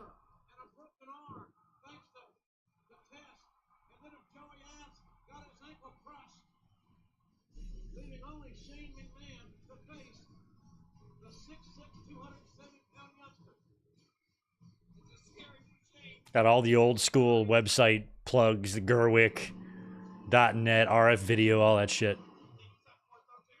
Those were the days. All right. From Greenwich, Connecticut, the Mean Streets. Has the Mean Street Posse been a thing yet? I think they have. Yeah, they have.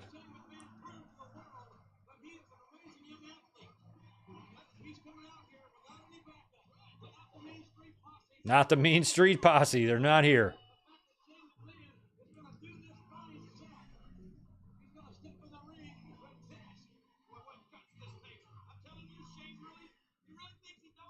All I remember about this match is that it's good. I don't remember specifics. I just remember always thinking it was good. So we'll see. Oh, I love the Mean Streets theme music. It was one of my favorites. Rodney Gas or whatever their names are. Look at these guys. And one of them's not even a me. That's Joey Abs, who's been a bunch of other guys. He's got a walking boot. These guys are all busted. He got a neck brace, walking boot, and an arm sling.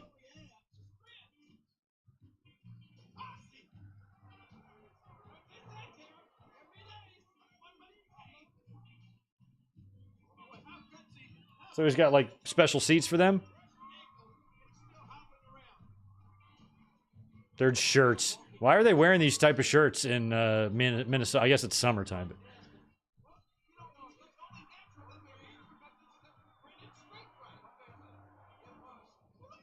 Pete Gas, it looks like Colt Cabana, Roman Reigns, and and like Steve Corino.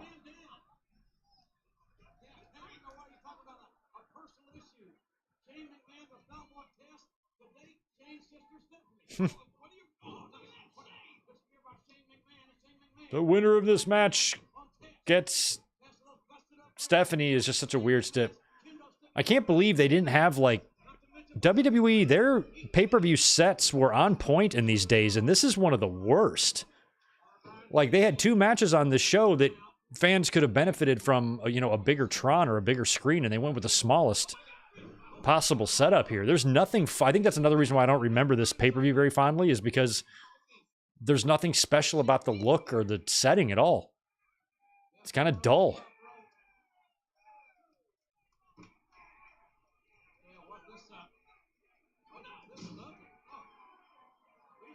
I wonder if all those boxes of those lights are what those yellow ones are over the entrance there. They're kind of a different tone of yellow. Never really seen those before. And there's all those boxes backstage. I wonder if it's for them.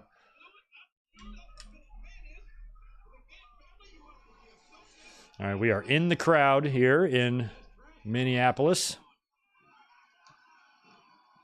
Tess drank somebody's $11 soda and then threw it at Shane. That's a waste of money.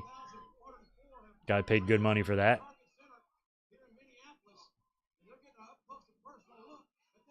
Jeez.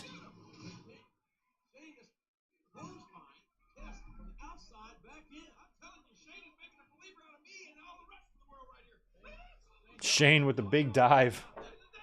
Oh, power slam. 1 second.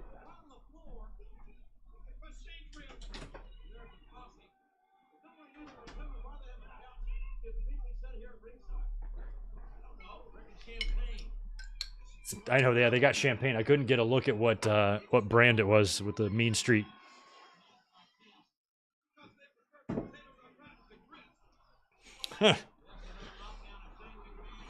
They prefer potatoes au gratin to grits. So do I. What a coincidence.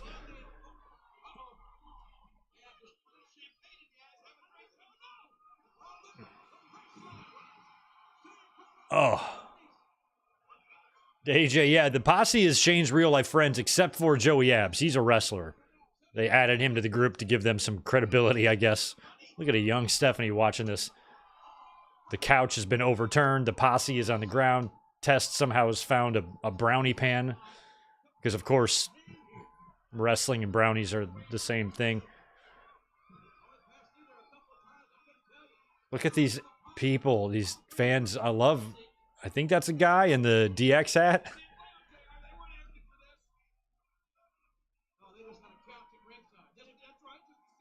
Just a nice couch. They look like they literally picked that up off the street. Oh, and the couch was even on a platform that they built for it, naturally.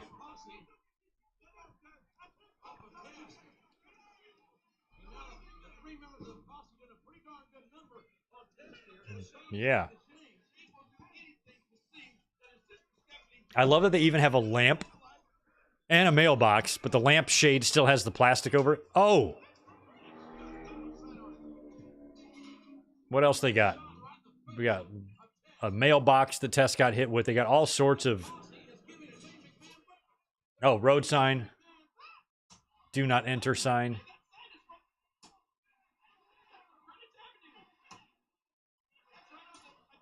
Oh, we got a picture frame.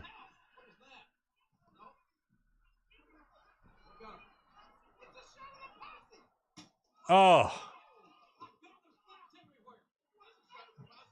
Damn, now there's glass on the outside of the ring. Shane had a lot of help there from the posse. One thing I always thought didn't add up about the storylines back then in these days is that Test went through all this trouble to feud with Shane and to fight for Stephanie. But he did not seem angry enough when Triple H kidnapped her and married her. Like, they had the wedding and we revealed it and stuff, and the feud was mostly about Vince and Triple H, and it left Test, like, all alone. And I think he might have had a match with Triple H maybe or something, but like that should have been the feud, you know, but instead it was Vince and Triple H. It was just weird. Big elbow coming. Oh, no. Whoa, he went for like the corkscrew thing. What's that called? I thought he was going for an elbow because Test has a pretty solid top rope elbow too. Man, glass. Glass, real glass. That's probably, yeah, it's probably real glass actually, now that I think about it.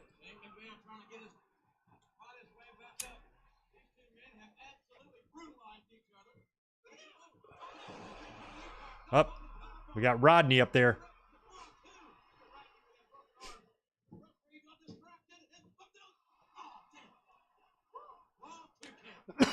Close.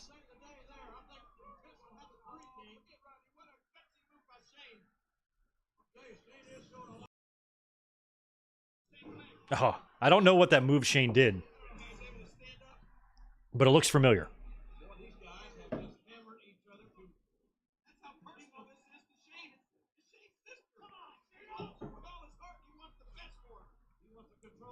Oh, boot to the referee. Down goes, I think that's Kyoto.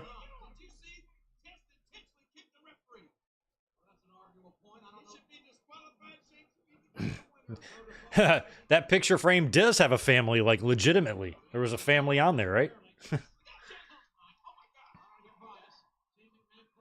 There was a family in it. The Mean Street Posse family. All right, what do we got? More do not enter.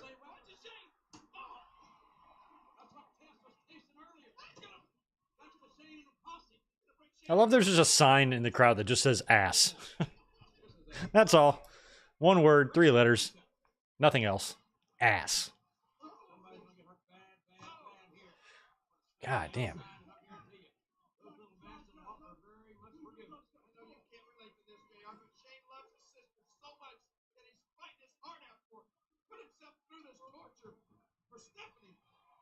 Jesus. Oh my God, these guys. The fucking posse.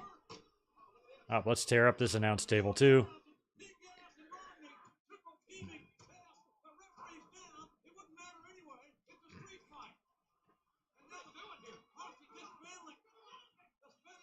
Oh my God.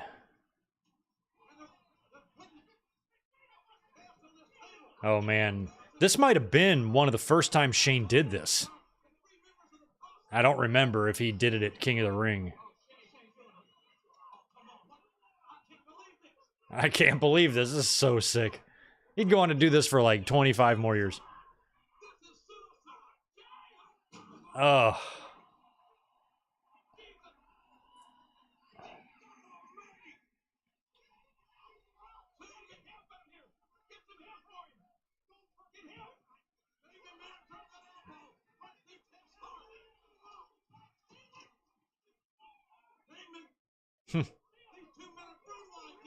Look at Stephanie. It's pretty crazy, Steph. You better get out there.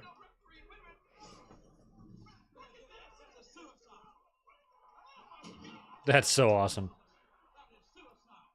I mean, they would get better. He'd perform a lot of those. I don't know how he was able to do that for 20 plus years. And still be able to walk.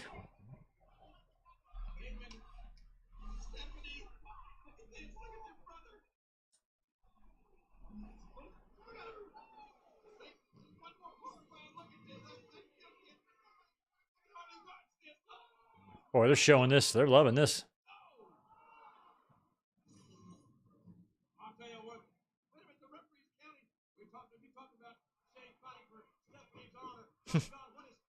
That would suck to have to be filmed just constantly pretending to be worried.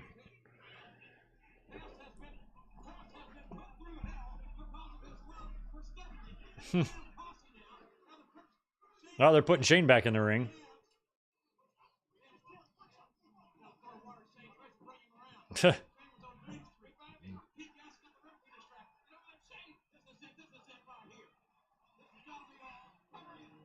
1, 2. Yes! Test kicks out. Too bad, Shane. I mean, they're making it look like Shane took the worst of that table bump. He looks asleep.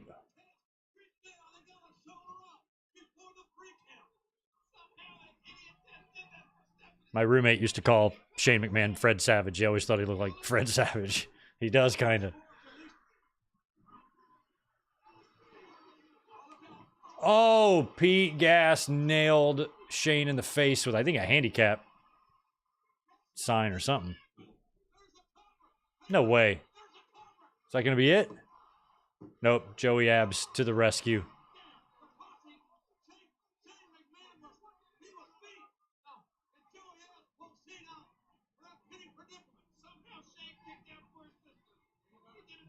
Oh.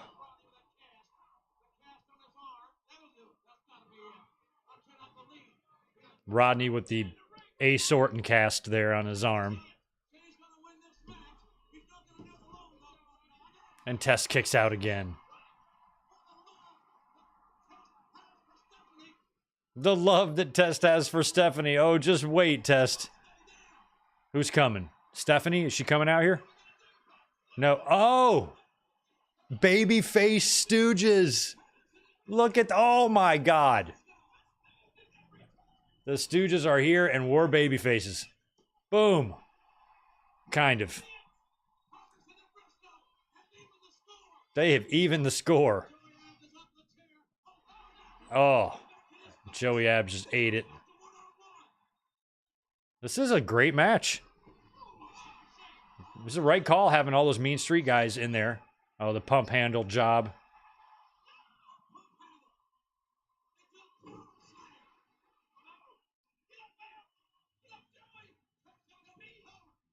Going to the top.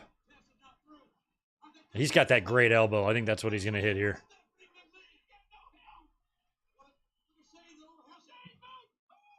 Nice. And that's it. Look at the Stooges celebrating. Oh, that was so much better than the evening gown crap we watched. Look at Steph running. She's so innocent in these days. She hasn't turned into the dirty, disgusting, brutal, bottom-feeding, trash bag hoe. Look at the fans popping for the hug.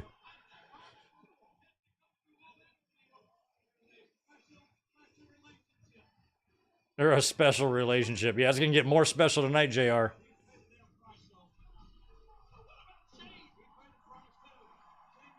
Stephanie jumping up and down. I mean, this is before Stephanie had even become smitten with Triple H, or as they became smitten with each other. This is like before Stephanie, her whole life is about to change here in a couple months. Whole business is about to change in a couple months. I love seeing Briscoe and Pat. They should have put the tag straps on those guys for like a week. I would have been all for it.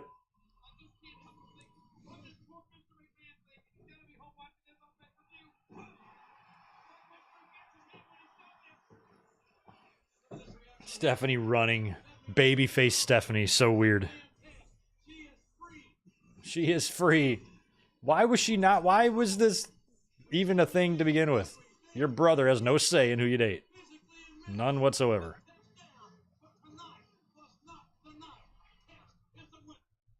Way to go, Test. Free at last.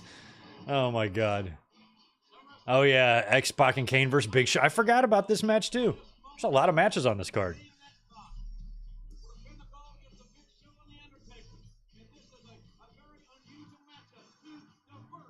Yeah, it's pretty unusual.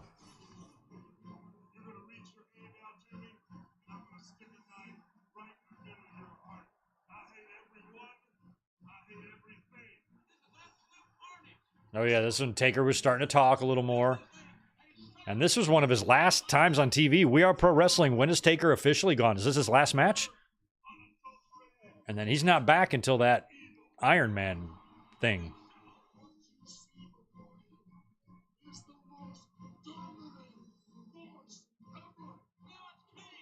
But I hated the tag team. I wasn't a fan of this Undertaker. I was a big fan of the Ministry when it was going on. And I really hated the direction it went in. I hate that the wheels came off and Vince was the greater power and they ruined it all. And now I'm like, what is Taker even doing at this point, you know?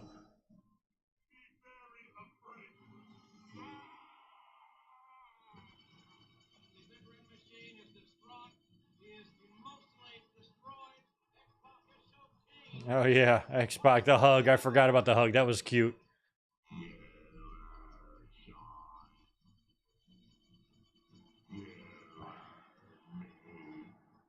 He's still doing the voice thingy, huh? Isn't X-Pac the one that tells him he doesn't need it? Isn't he like, you don't need this? And they finally were able to write off the gimmick.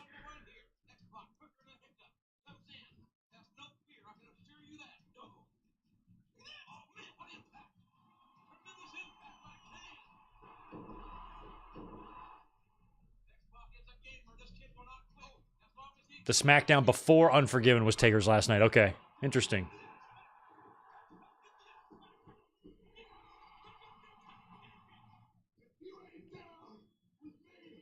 I liked Kane and X-Pac as tag champs.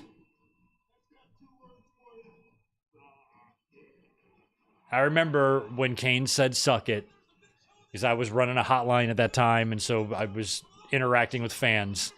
And, oh my God. It's nothing different than we see now, but man, the people thought that Kane's character was ruined now because he said, suck it. Like, if only they knew. I'm like, wait till he becomes a Staples manager, Kane. You ain't seen nothing yet. Like, so what? He said suck it. Who cares? But it was like sacrilege.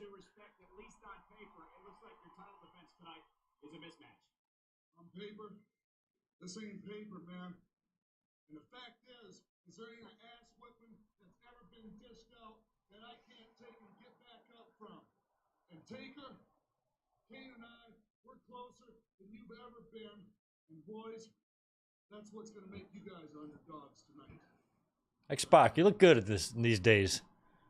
There ain't no way 1, 2, 3 Kid and Isaac Yankem can beat The Undertaker and The Giant. I don't care what anybody says. In no universe would that happen. Maybe this one, though.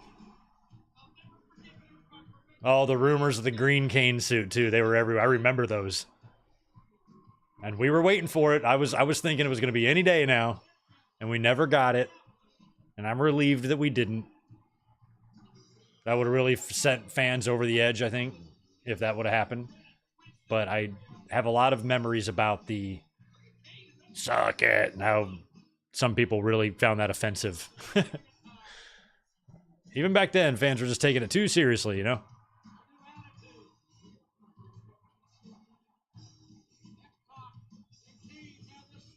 I'm like, if you haven't figured out by now that wrestling is purposely the most wacky shit you will ever watch, you shouldn't be watching this. Oh, that's cool. That's a good pyro display there.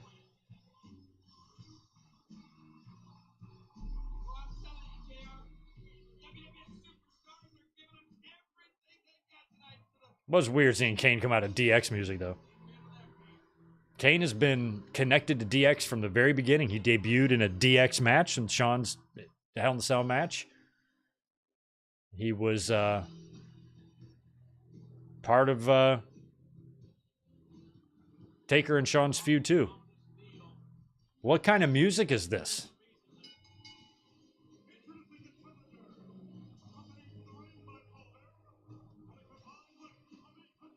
I mean, on paper, this should be an unstoppable team. This should be the true Colossal Connection.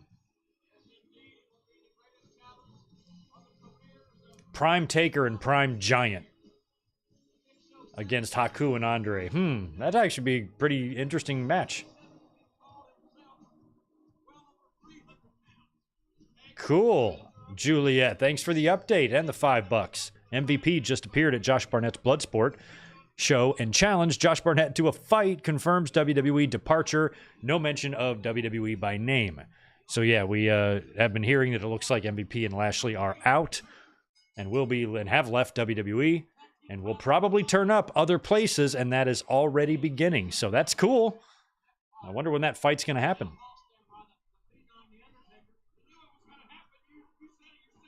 I don't think Taker and Big Show win the match here or win the titles, but I don't remember. I don't recall them being tag champs, so I feel like that's a no. But whatever happens, I hope Big Show gets pinned.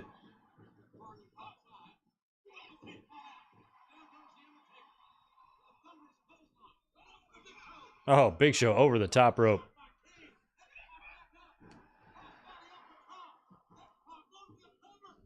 I mean, that's got to be a little hard for the Big Show to know that he's in there.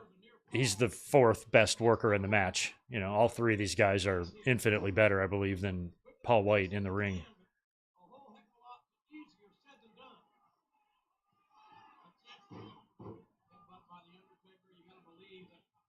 I think Paul White is a person I really, really like. Every time I've seen him in interviews or he's been doing anything publicly, he seems like a really cool guy and a likable person.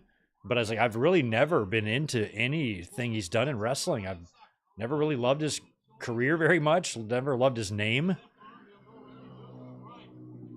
Really hated the Big Show name. Liked him in WCW the most. When he was in WCW, I thought he was unstoppable. I thought they had the best guy in the biz. I'm like, that guy he's just a specimen. He's so huge. And not only was he big, but my previous experience with somebody like overly large like that was Giant Gonzalez and El Gigante, who couldn't wrestle a lick. So the fact that this guy could do stuff was mind-blowing to me. But coming to WWE kind of just ruined it for me. Just never figured it out. Even though he won championships. Oh my God, what an elbow. I think it's cool that X-Pac and Undertaker have a pay-per-view match. Is this their first match on pay-per-view of any kind against each other? I feel like it is. Unless the Kid and Undertaker were on opposite sides of a Survivor Series team or something. I can't think of a time when they would be in the ring together, ever.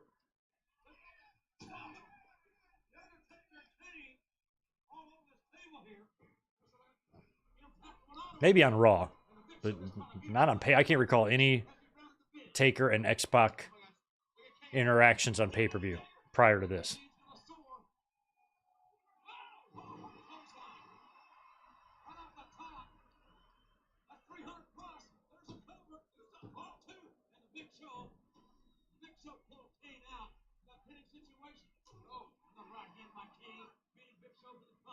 What is so unholy about the is that what these fuckers are called? The Unholy Alliance? I don't know. I don't know why they're unholy. I mean, Taker's like the devil.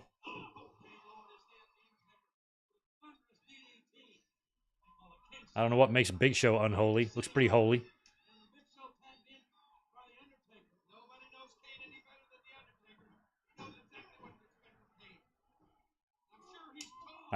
Sometimes I like to prank our reservations at work. Like I'll put something in the computer, like party of four, whole, HOLE. And then in the description, I'll put the whole family just to watch the hostess think it through. Got to amuse yourself. It's kind of like being backstage at a wrestling show. You just got to make the time go as fun as possible. Oh.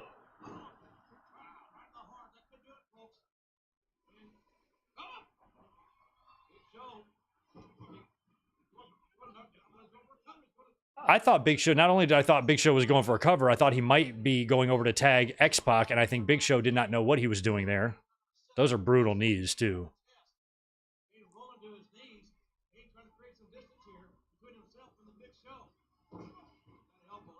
I think another thing, too, that's probably not his fault, but I also don't think the locker room was too kind to Big Show around this time. Coming in from WCW, I think a lot of guys were outwardly trying to put him in his place a little bit. Humble him as much as possible, not allow him to come in and take their spot from them type of thing.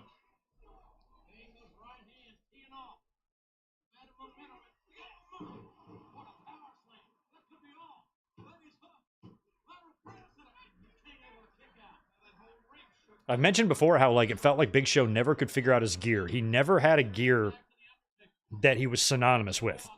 I mean, every wrestler changes their gear a lot throughout the years, but in terms of the style that they wear, even if they change styles, they usually have a certain style for a long time before switching it up, like Triple H, wrestled long trunks, short trunks, that type of thing. But Big Show was all over the place with his gear. 1 strap, 2 straps, no straps, King Kong Bundy type of gear, Andre type of gear. He did that purple thing for a while. Then he had the camouflage. And then finally, I think those later years is when he finally stuck with a style. Like 2008 and beyond, he mostly looked the same. Transitioning in and out of, maybe 1 strap or 2 or whatever, but he never just found something that just worked perfectly for him. My least favorite was when he tried to wear the King Kong Bundy gear, which, basically exposes all of his legs. Just didn't look good on him.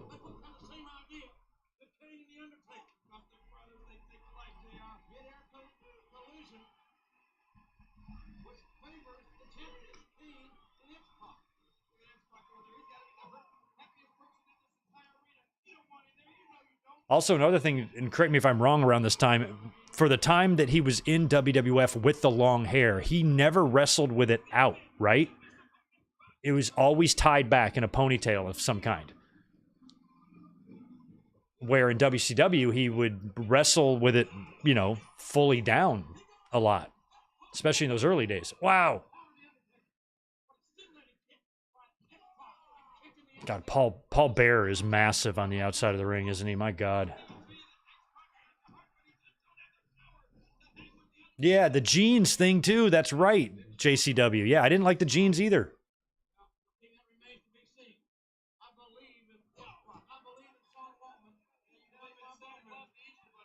Yeah, he won the title in jeans, right? No 2? That was a horrible look. Oh, wow. X-Pac. Clotheslined on the barricade there. Just checking my time. All right. I'm about a second or 2 off, but pretty close.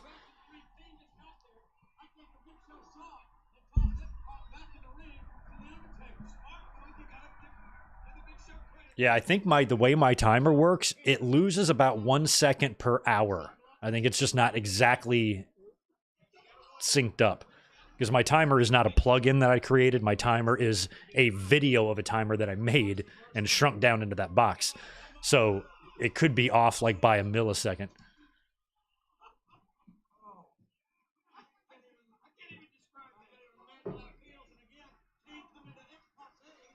X-Pac always took that crotch spot on the ring post. It's almost like opponents knew to do that to him.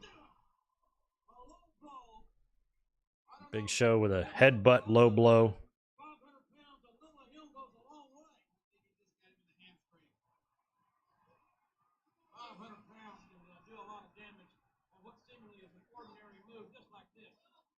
Oof.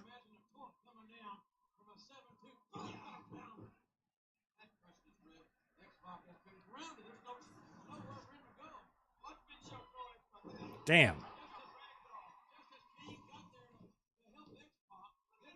Come on, X-Pac. This youngster. I don't think Six and the Giant had any matches in WCW. They might have.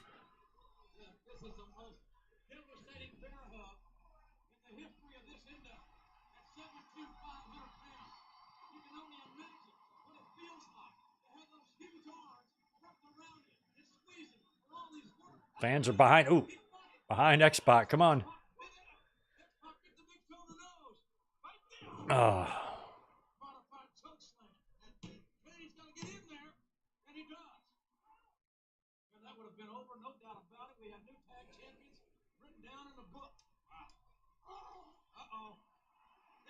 Nice taunt to Kane there. Oh. Oh.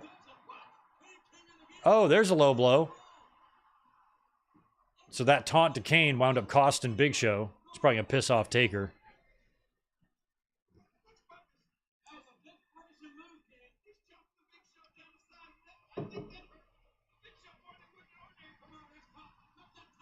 And he's got the tag to Taker, though.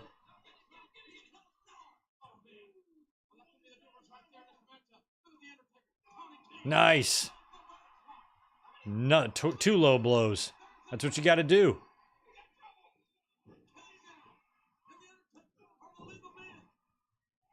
I would attend the following year's SummerSlam where Kane and Undertaker would wrestle again.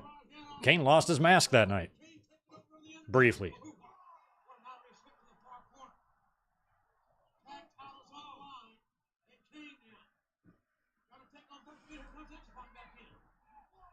Nice. Oh, they've got Big Show isolated there. Oh. Oof. Post shot to Undertaker. Are we gonna Bronco Buster Big Show here? Gonna bust his Bronco. You ain't got time to be busting Broncos. He's Xbox like, tag me, motherfucker. Oh no.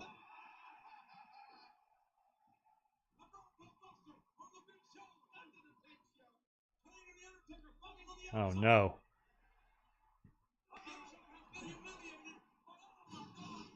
Oh no. Are they actually gonna win the titles here?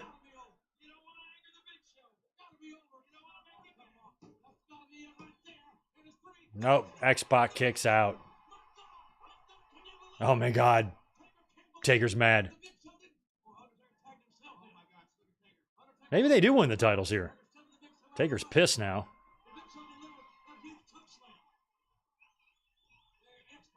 He's like, this is how you have to do it, idiot. With aggression. Boom. Tombstone. I guess they do win, unless Kane saves this. Yeah. All right, so do they drop the tag team titles, or does Taker get injured and they have to forfeit them? Like they're mad. Taker's still mad at Big Show, even though they won the titles.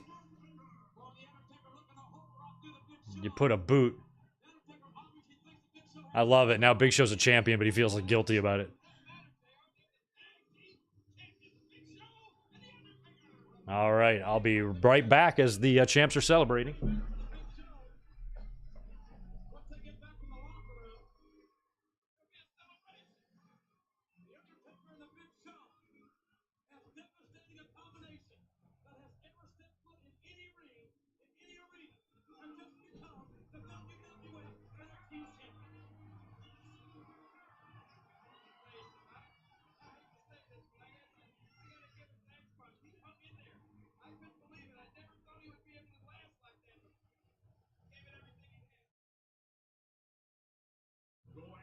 Whoever what you want to do out there is three of you. You know what it is, but the pinfall's got to take place in the middle of the ring. Where you going, man? You remember it's your title, baby. You're defending it. I can't believe it. I'll tell you what, it's gonna don't go this walking away from Jesse the Body Ventura. That shows you the mindset that Austin's in right now. Counting back with the body to control three guys. Well, I'm gonna tell you something. Stone Cold Steve Austin better listen to Jesse Ventura. He is going to be the law inside that ring tonight when he says go. Well, that's the general idea. Right. Easier said than done. Well, why would Stone Cold walk away from Jesse Ventura? Copy Stone Cold.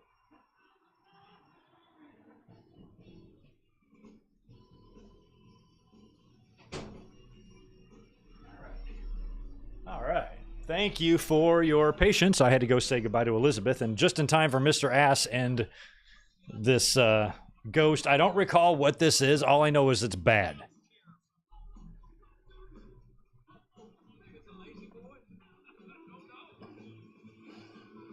What even is this?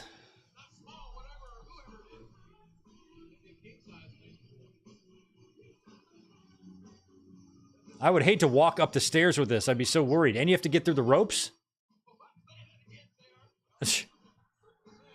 So many asses, so little time. It's definitely a woman. Is he going to try to pass this off as like Rock's ex-girlfriend or something?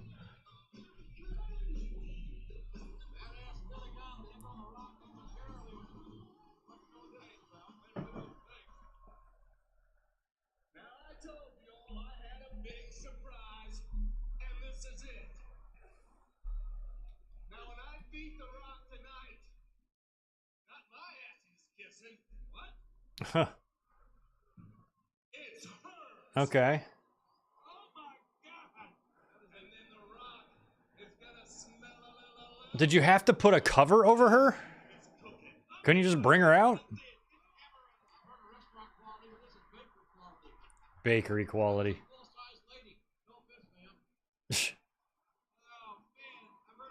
So, what is the point? Like, I don't even understand what the point of any of that is.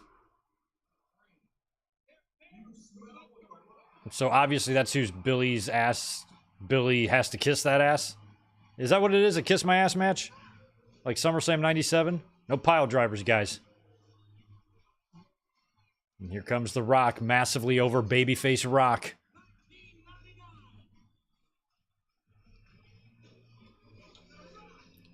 I saw all of Rock's early days. It was so great, right from the very beginning.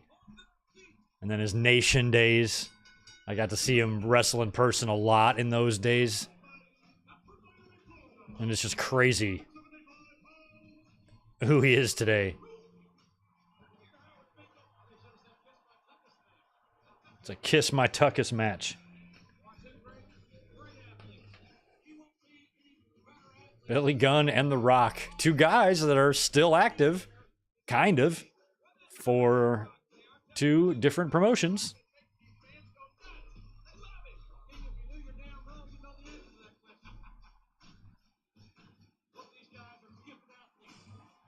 Yeah, this pay-per-view is way better than I remember it. I don't have it fondly or highly ranked in my head, but I don't know why, because it's been pretty decent.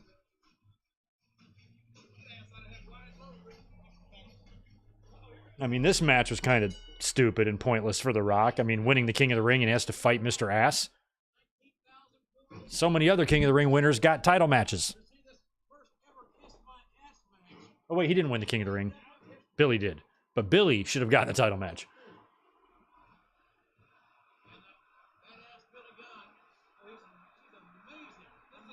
He's amazing.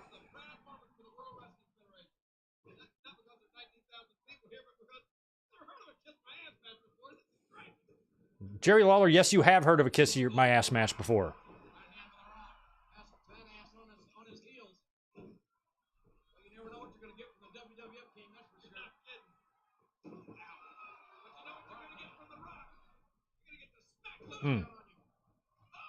Jesus.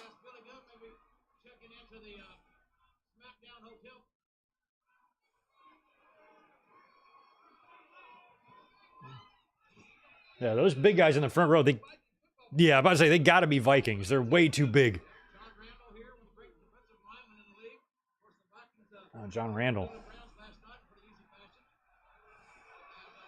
Man, it's about to be football season here in the U.S. That's crazy.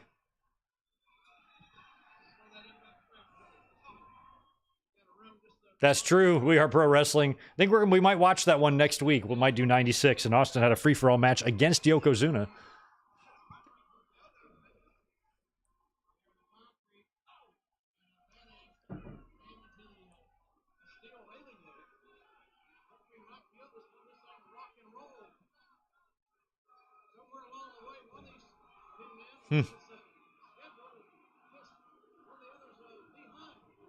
Yeah. That's what's got to happen. So I guess that's why it makes more sense. They've never paid off a true kiss my ass match. They didn't with Owen and Austin, and they're not going to do it here. They're going to have, I guess, Billy kiss the woman's ass, I guess. I don't really remember much about this match either.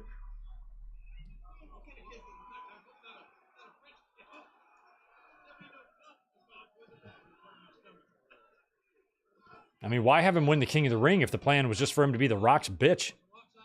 Just to make him a more credible opponent for The Rock? That's it? Because, I mean, Billy, winning King of the Ring did nothing for him at all.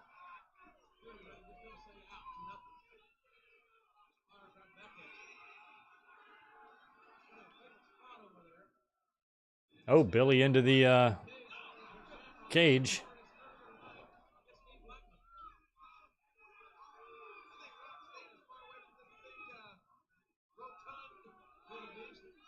They're calling her a wildebeest.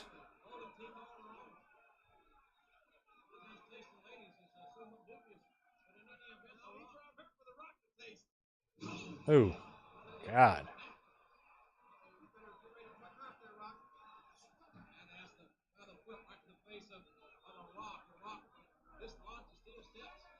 Yeah.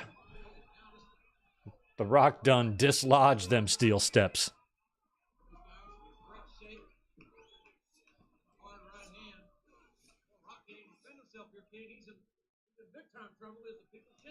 Yeah, I have a YouTube short talking about that Yoko bump.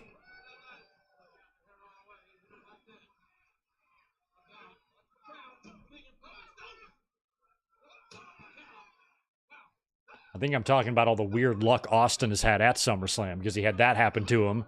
You know, Yoko breaking the rope, almost falling on him and squishing him. He had the pile driver, of course, in 97. That was rough. And then in 98, he gets knocked out by the Undertaker doing a headbutt spot. And then here later on in the main event, he gets like tangled up in the ropes and shit. So it's just like every year he had some incident in the ring. I love that they've got this lady out there.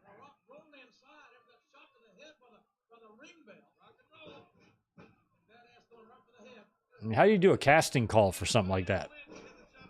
Or do they just find somebody wandering aimlessly backstage?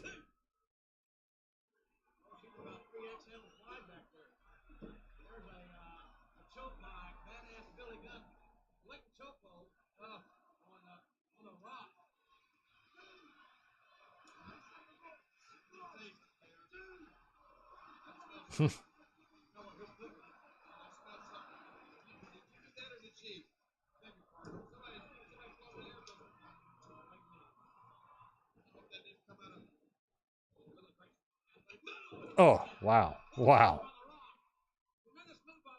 I mean, two guys here, you know, physically, you know, close to their peak, you know, in age and athleticism and all that. Billy had a lot more years' experience. But these are two horses, that's for sure.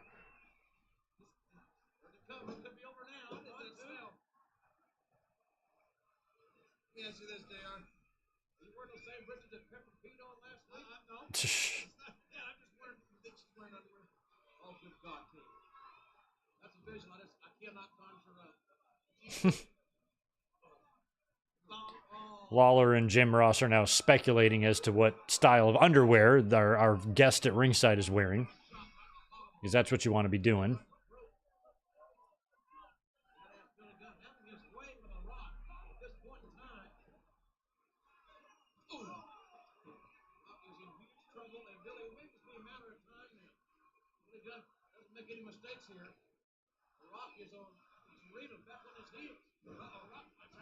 Mm.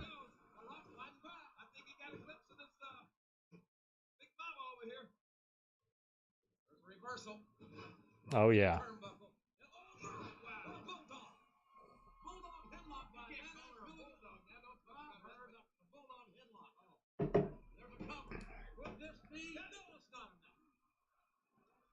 Great lateral press by badass Billy Gunn. Quite frankly, has controlled this one offensively. Come on, you know, I'm pulling for the Rock. I mean, he's going to come down to Memphis and campaign for me. I don't want him to come down there with butt breath. Look at that. Oh, my God. Really, she's wearing underwear. She's put away a lot of Twinkies to get that big, hasn't she? Rock in the corner. Where's he going to go? Mm. And that's Billy Gunn. With some hang time there, going airborne, and he did find his mark. 1999, King of the Ring. Ooh, Rock a little busted open there, I think, on the face. Ooh.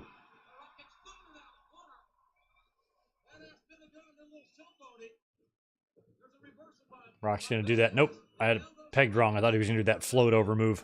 This might be it here. There it is. Boom. There it is.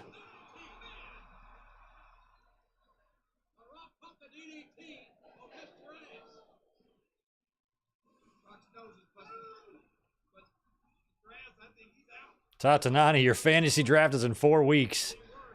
I am retired from fantasy. I am done doing it.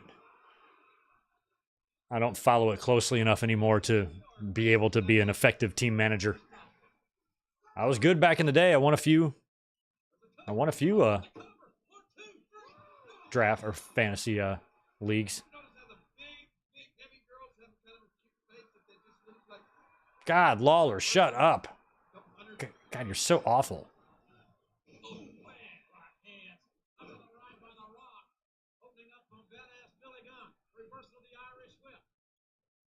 Oh.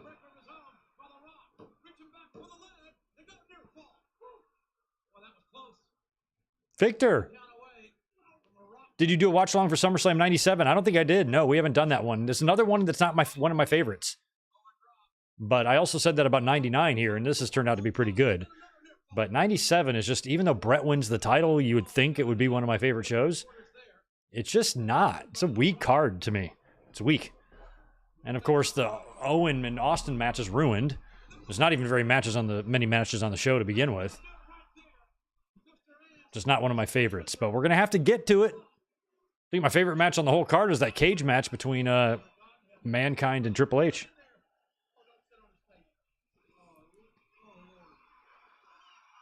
Oh my God. Oh, yeah, that's nice. Let's just... The Rock's like, I don't think so. Oh. Look at her laughing. I mean, how gross is that? He didn't even have his face in her ass. And that large woman's ass. It's such an unnecessary element to even add to the match. Fans go crazy for The Rock. Rock's super over. Just have him come out there, beat Billy Gunn. That's all you need to do.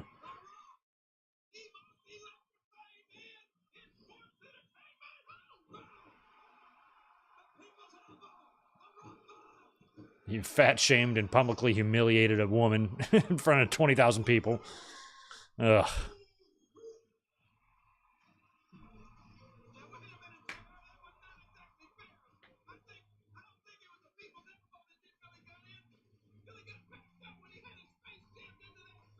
They say links. When did the WNBA start? It was already going by this point? Crack kills. Jesus. I love how Lawler, or Ross, just partakes. Oh no, so this poor woman is in the ring. Is Billy gonna abuse her? Hopefully she slaps the shit out of him. Maybe Rock comes back.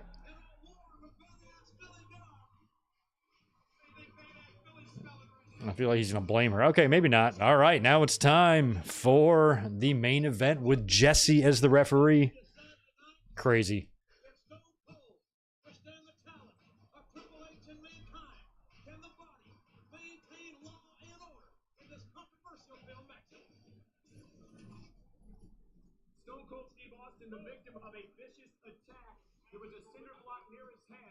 There was a cinder block near his head.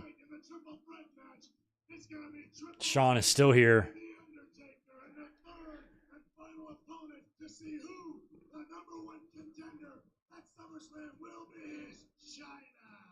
China. China's just a girl.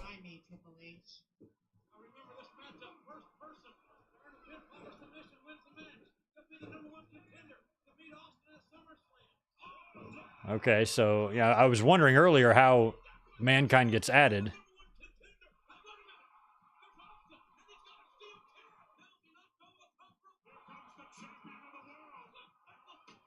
Oh.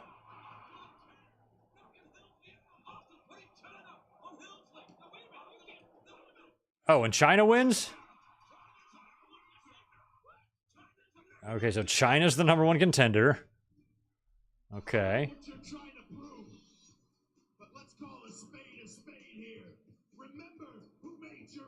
Look at this. Oh my God. Triple H. Oh, he fights her? I don't remember any of this.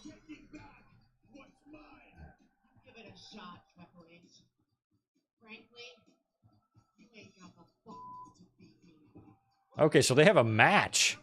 Triple H versus China. Why don't I remember this? Here comes Mankind. Oh my god. Boom. Oh no, does she beat him again? Oh my god. So she's still the number one contender.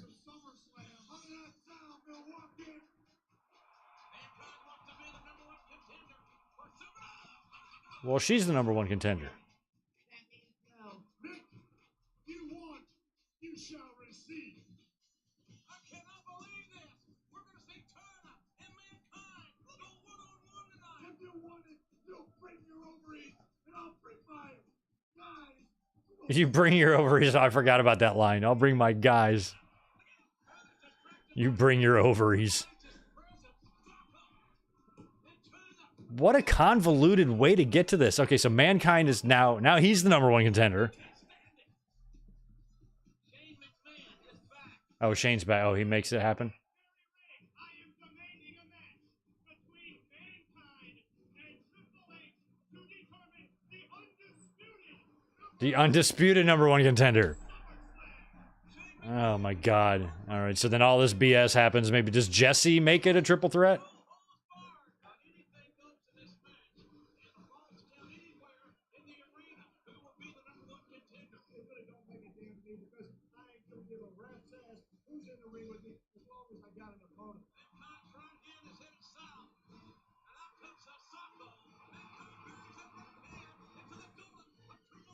To the gullet. Oh no. Oh, okay. All right, it's a double pin.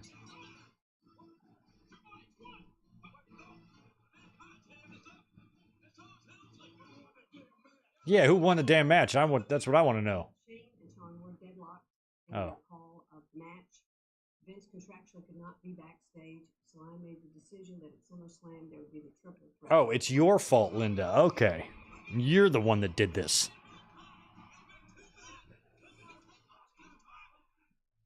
Were you aware of the fact that your husband's a sick, perverted, sexual deviant? Oh, you were? Okay. So this is Jesse coming out. Jesse never really had theme music. The most powerful referee in World Wrestling Federation history. That's probably true.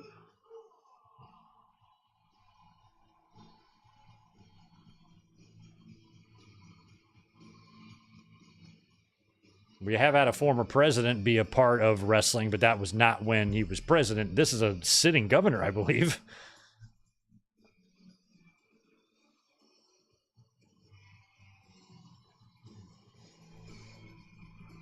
All right, Jesse. Big ovation in Minnesota.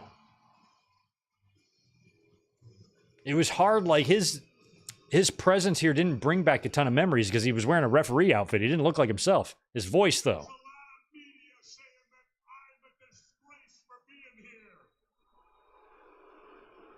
Yeah, Jesse doesn't care.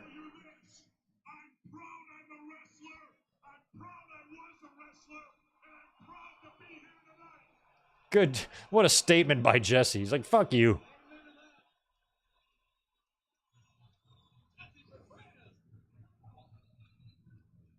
Yeah, Jesse bouncing around like he's warming up. All right, here comes Mankind. WWF tie and all. Imagine wearing that tie on a first date. Imagine wearing a tie at all on a first date. Imagine the first date you go on with someone you're dating where you need to wear a tie. You wear that tie. Might be your last date.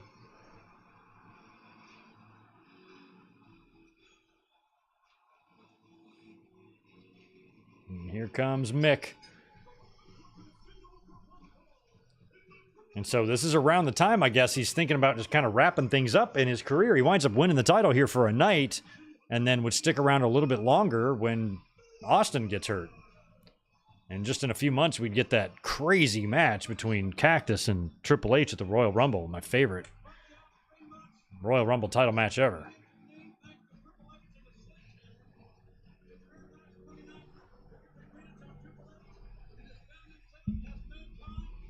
Jose, you're late. You were chilling with your mom and your little brother? So, Jose, wait a minute. What you're telling me is that you put your mom and your little brother before me? You call yourself a subscriber. Here comes. I don't know what he was thinking wearing that. He's like, let me put that Scott Steiner thing that he wears on his head on my chest. Sean was already dancing around for years in sequins and stuff, so now I'm going to wear this frilly little thing. The way it jingles and it goes back and forth when he walks, it's terrible. Stupid idea for Triple H to wear that, but you got to try stuff. I think he quickly learned that he doesn't need anything. He just comes out how he is.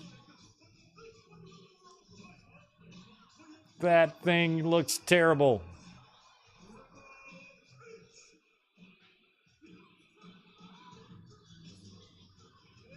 China and him back on the same page after all that nonsense for the number one, jockeying for the number one contender spot. Those fucking laser pointers, man.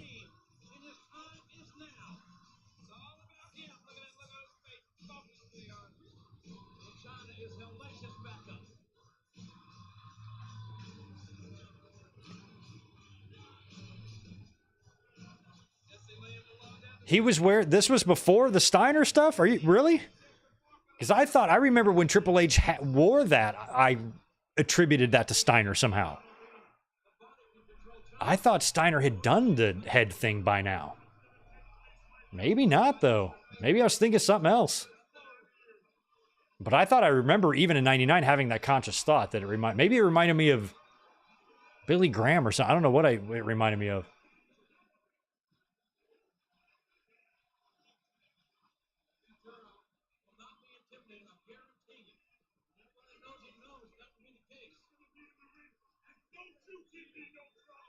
Don't you give me no trouble, China.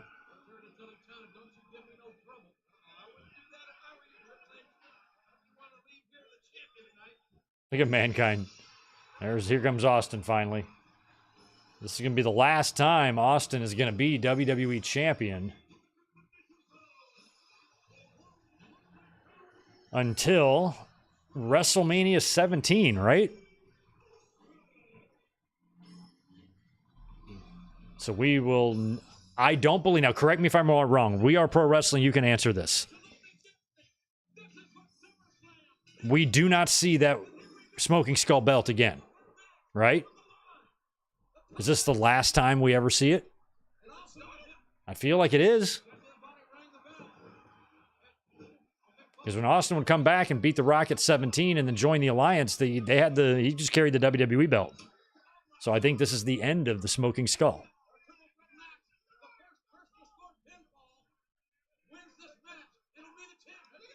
Oh.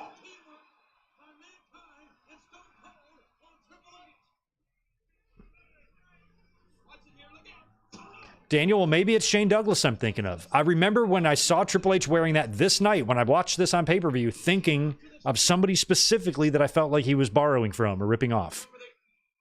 Maybe it was Shane. I thought it was Steiner. Steiner wasn't wearing that shit by 99, are we sure? I feel like he was, but I'm probably wrong.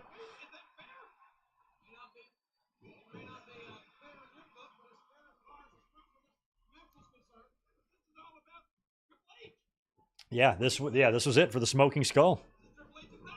Goodbye, Smoking Skull. I wasn't a big fan of you anyway. Look at this. Check out this WCW 1994 reunion we got going on right here. All these guys are in the company. Even Jesse.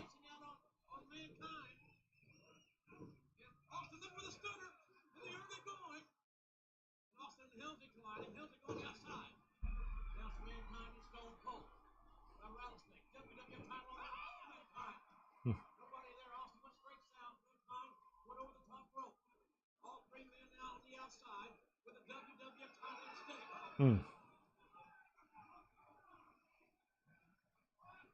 Austin is absolutely ubiquitous. He is everywhere. Hard right hand knocking Helmsley to a knee after flooring Mankind. The rattlesnake he'd rather die than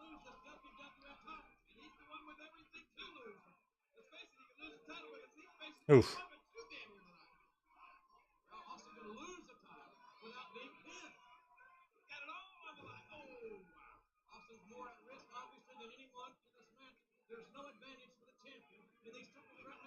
I mean, at least Jesse's going to let them probably let it all hang out a bit. China, Jesse said, don't give him any trouble. If you do give him trouble, that would make you a liar.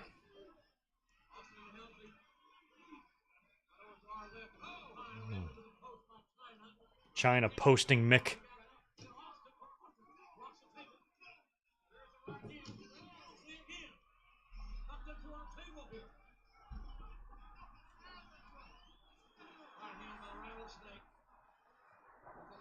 No, no. There's a lot of sexual energy over there. Yeah, if there's one thing mankind gives off, it's sexual energy. Oh. Chair shot to Austin's knee.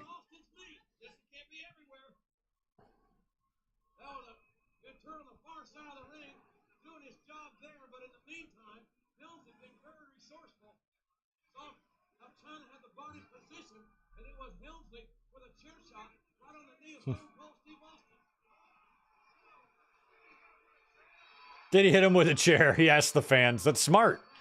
Jesse actually refereeing with competence.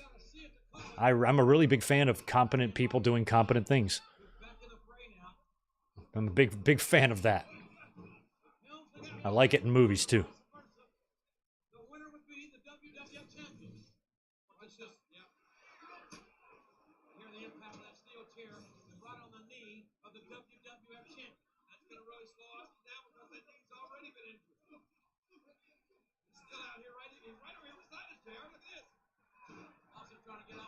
Jesus.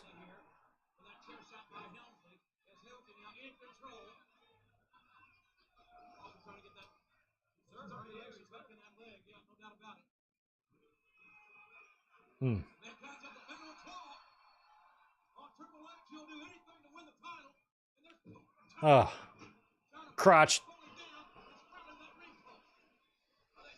I was not a big fan of the sweatpants and sneakers and white socks look with Foley. Felt lazy. All right, Jesse getting China out of there. Get her ass out of here. Jesse is taking no shit. You can hear Jesse even without a mic. He just has a voice. He's got a great voice. He would have made a great president, I thought.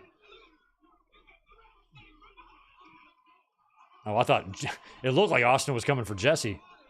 Jesse is just not taking. He's way better than Slaughter. Like, imagine Jesse is like a commissioner in WWE or a GM. He'd be terrific. I'd vote for him. That would be fun, actually, if they did that. They've never really done that, have they? Like, we've had lots of general managers and lots of authority figures in wrestling, but we should vote. Why haven't we voted? I guess it's hard to kayfabe that. And plus, if one of them's a heel, there's no way they're going to win unless the fans just sabotage it to have fun.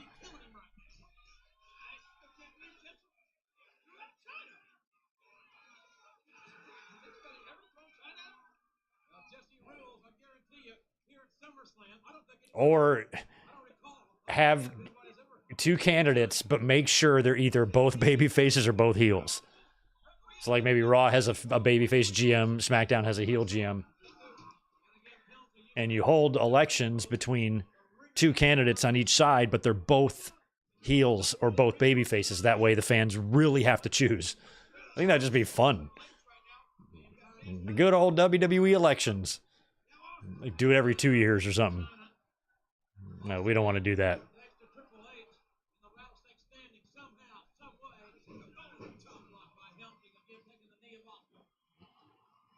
I'm going to hand mail a ballot to WWE.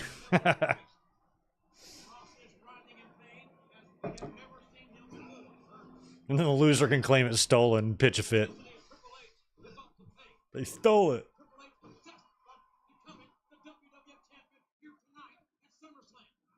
Oh, Mankind moving Triple H out of the way so he can get a few stomps on his buddy.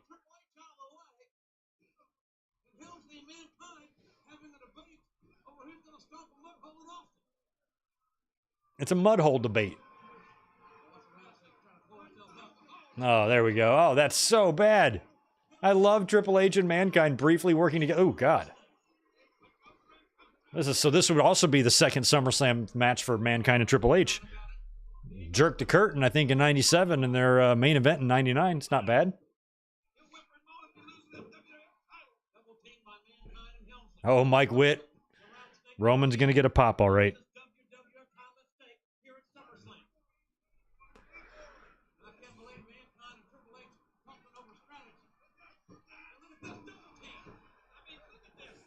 Look at this. Come on, Mankind. What did you think was going to happen? Did they just bleep a curse word on Peacock?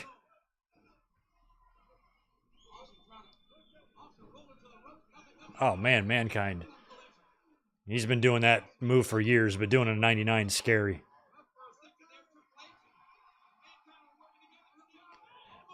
God, miss. Swing and a miss by Mankind.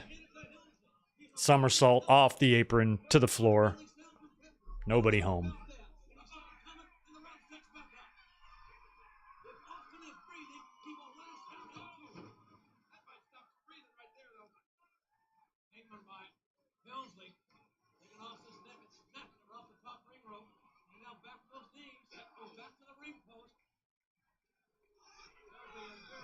This guy in the front row is obnoxious.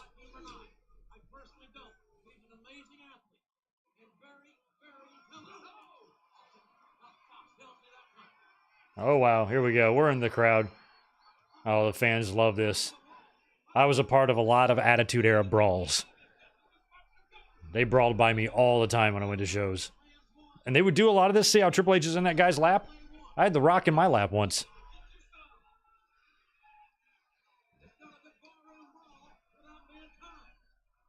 I got a little injured, and I loved it. I wasn't even mad. I was proud. Oh, that God. It's like, I love how Mick was literally like, look, that back bump I just took on the apron, there was a pad there, so get me into the crowd so I can concrete this one. It's like he didn't even need to do that. He just went out there and did it.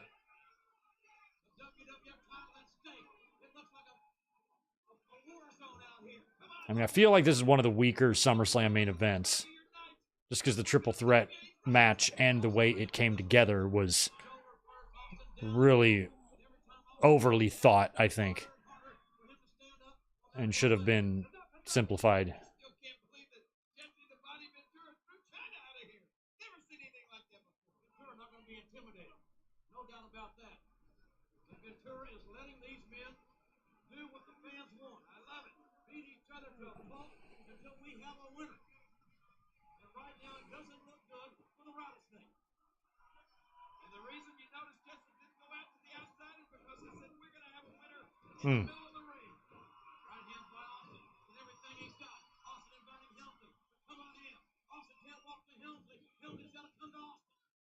I haven't seen Austin have the issue yet in the ropes unless we missed it.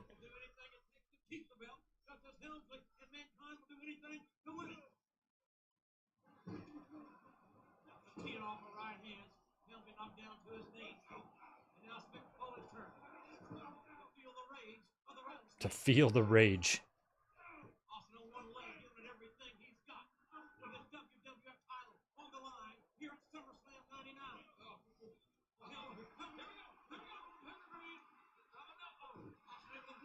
Is Austin, is he 2-2 at SummerSlam? 1-90. Oh, I guess he's 3-2. 196, 97, 98. Lost 99. Or no, I think he won 2001, didn't he? Never mind, I think he's 4-1. There's the stunner.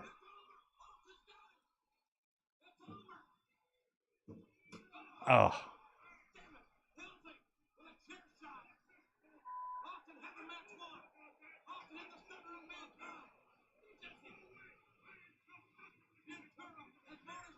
Yeah, he's a lot of admonishing, but oh my God. Why is that not a DQ? Oh, he's just not going to count. I love that. Ah, nope. I love that he's not stopping the match, but he's also not counting. Jesse's like, no, F you, dude. I don't have to count.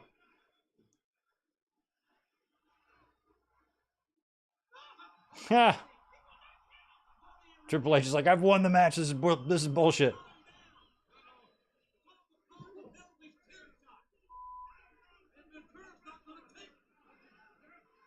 Well, you did use the chair, Triple H. You can't be surprised. You're lucky this match isn't over. Here's Shane. Oh, I guess you can't DQ in a triple threat, so I just remembered. Okay, so now maybe Triple H has a point. I kind of forgot there is no DQs in a triple threat, so technically he should be counting that.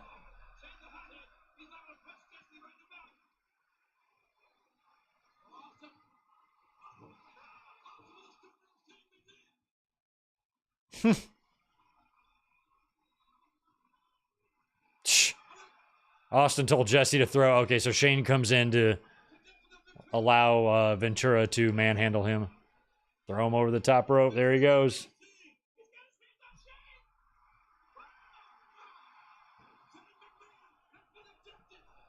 Oh, there goes Austin. You see his feet twitching in the corner. That's hilarious. I love the camera's not on him. Oh, Triple H has got Austin. There he is. He's helping him. Get me out of this goddamn thing. I know I didn't want to put you over, but you got to help me out of here.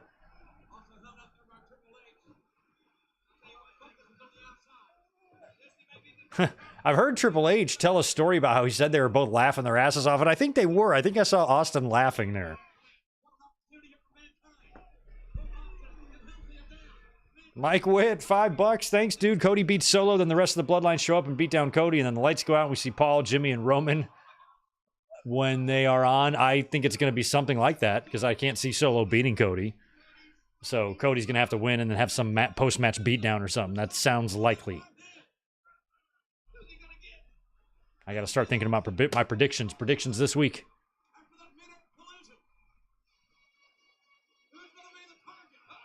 Austin's the target. The double. Oh.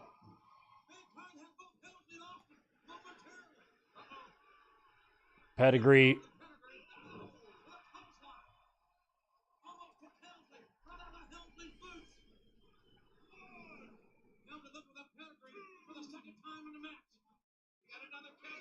Vince McMahon made Jim Ross so paranoid about that pronoun shit.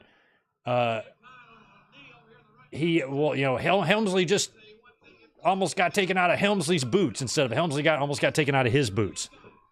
Jim Ross would always repeat the name twice when he didn't have to. Oh. 1, 2, Mankind in with the...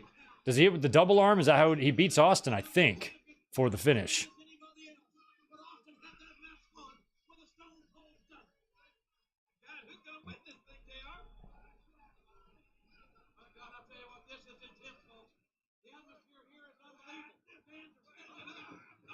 Oh.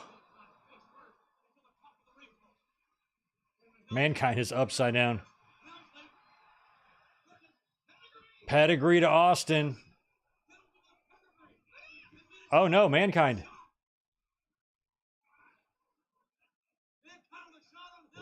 And then I think that's the finish here.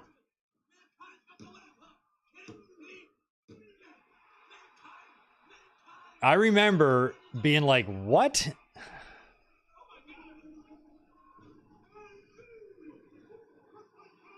Mankind wins the title. It's just a flat... I don't think the crowd was expecting that. They don't know how to feel because Austin's the babyface champion and they like Mankind, but Austin has lost the title. They don't know. Like, do we cheer? Like,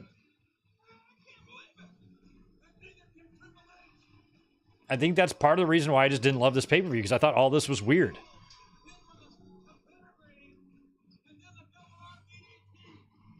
Yeah, Steven, that's exactly why I think it sucks. Kwambothi, thank you for the $2. Austin Ventura, bald. Yeah. So your eyes work. That's good. I'm glad. Thanks for letting us know. Thanks for the $2.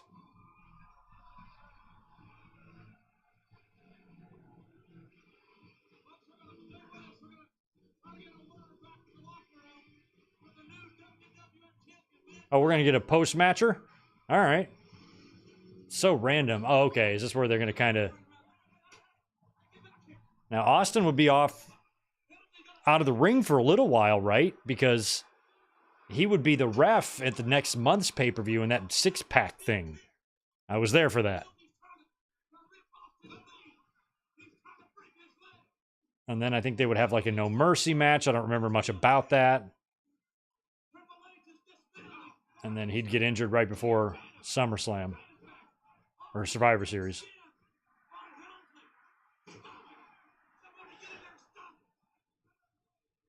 So we've got this post-match annihilation of Austin's legs.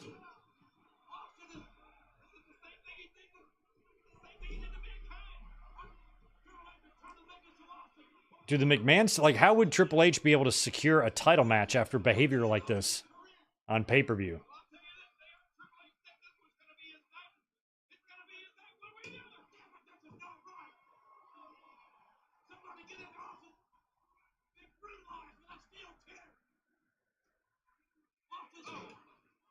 Yeah, see, I think this is part of the reason why, in my head, I have not ranked this SummerSlam very high.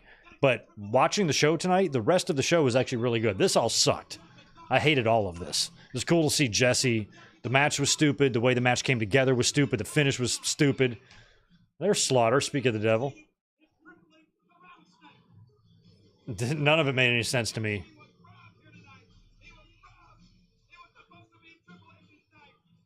And so now Triple H has to wait, I think, until tomorrow on Raw, where he gets a match against Mankind, and he wins. China, wow, look at her.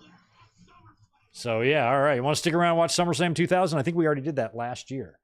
So we'll continue on SummerSlams for a little bit this month, because this year's SummerSlam hits so early in August. We got some August time left, so I think 1 week from tonight we'll do 96, and maybe the week after that we'll do 93, Lex Express.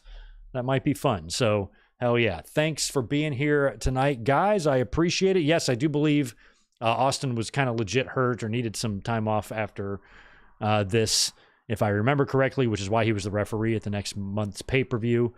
But he was about to be gone for quite a while after the hit and run at Survivor Series. So the plan for this week, I got to figure out tomorrow. I might be here for a Raw review, or I might postpone it and review Raw combined with SummerSlam predictions midweek. I just got to figure out my schedule and decide how I want to tackle that. But we'll be here this week for a review of both. If it happens to be late in the week, like Thursday, we'll include some Dynamite results in that as well.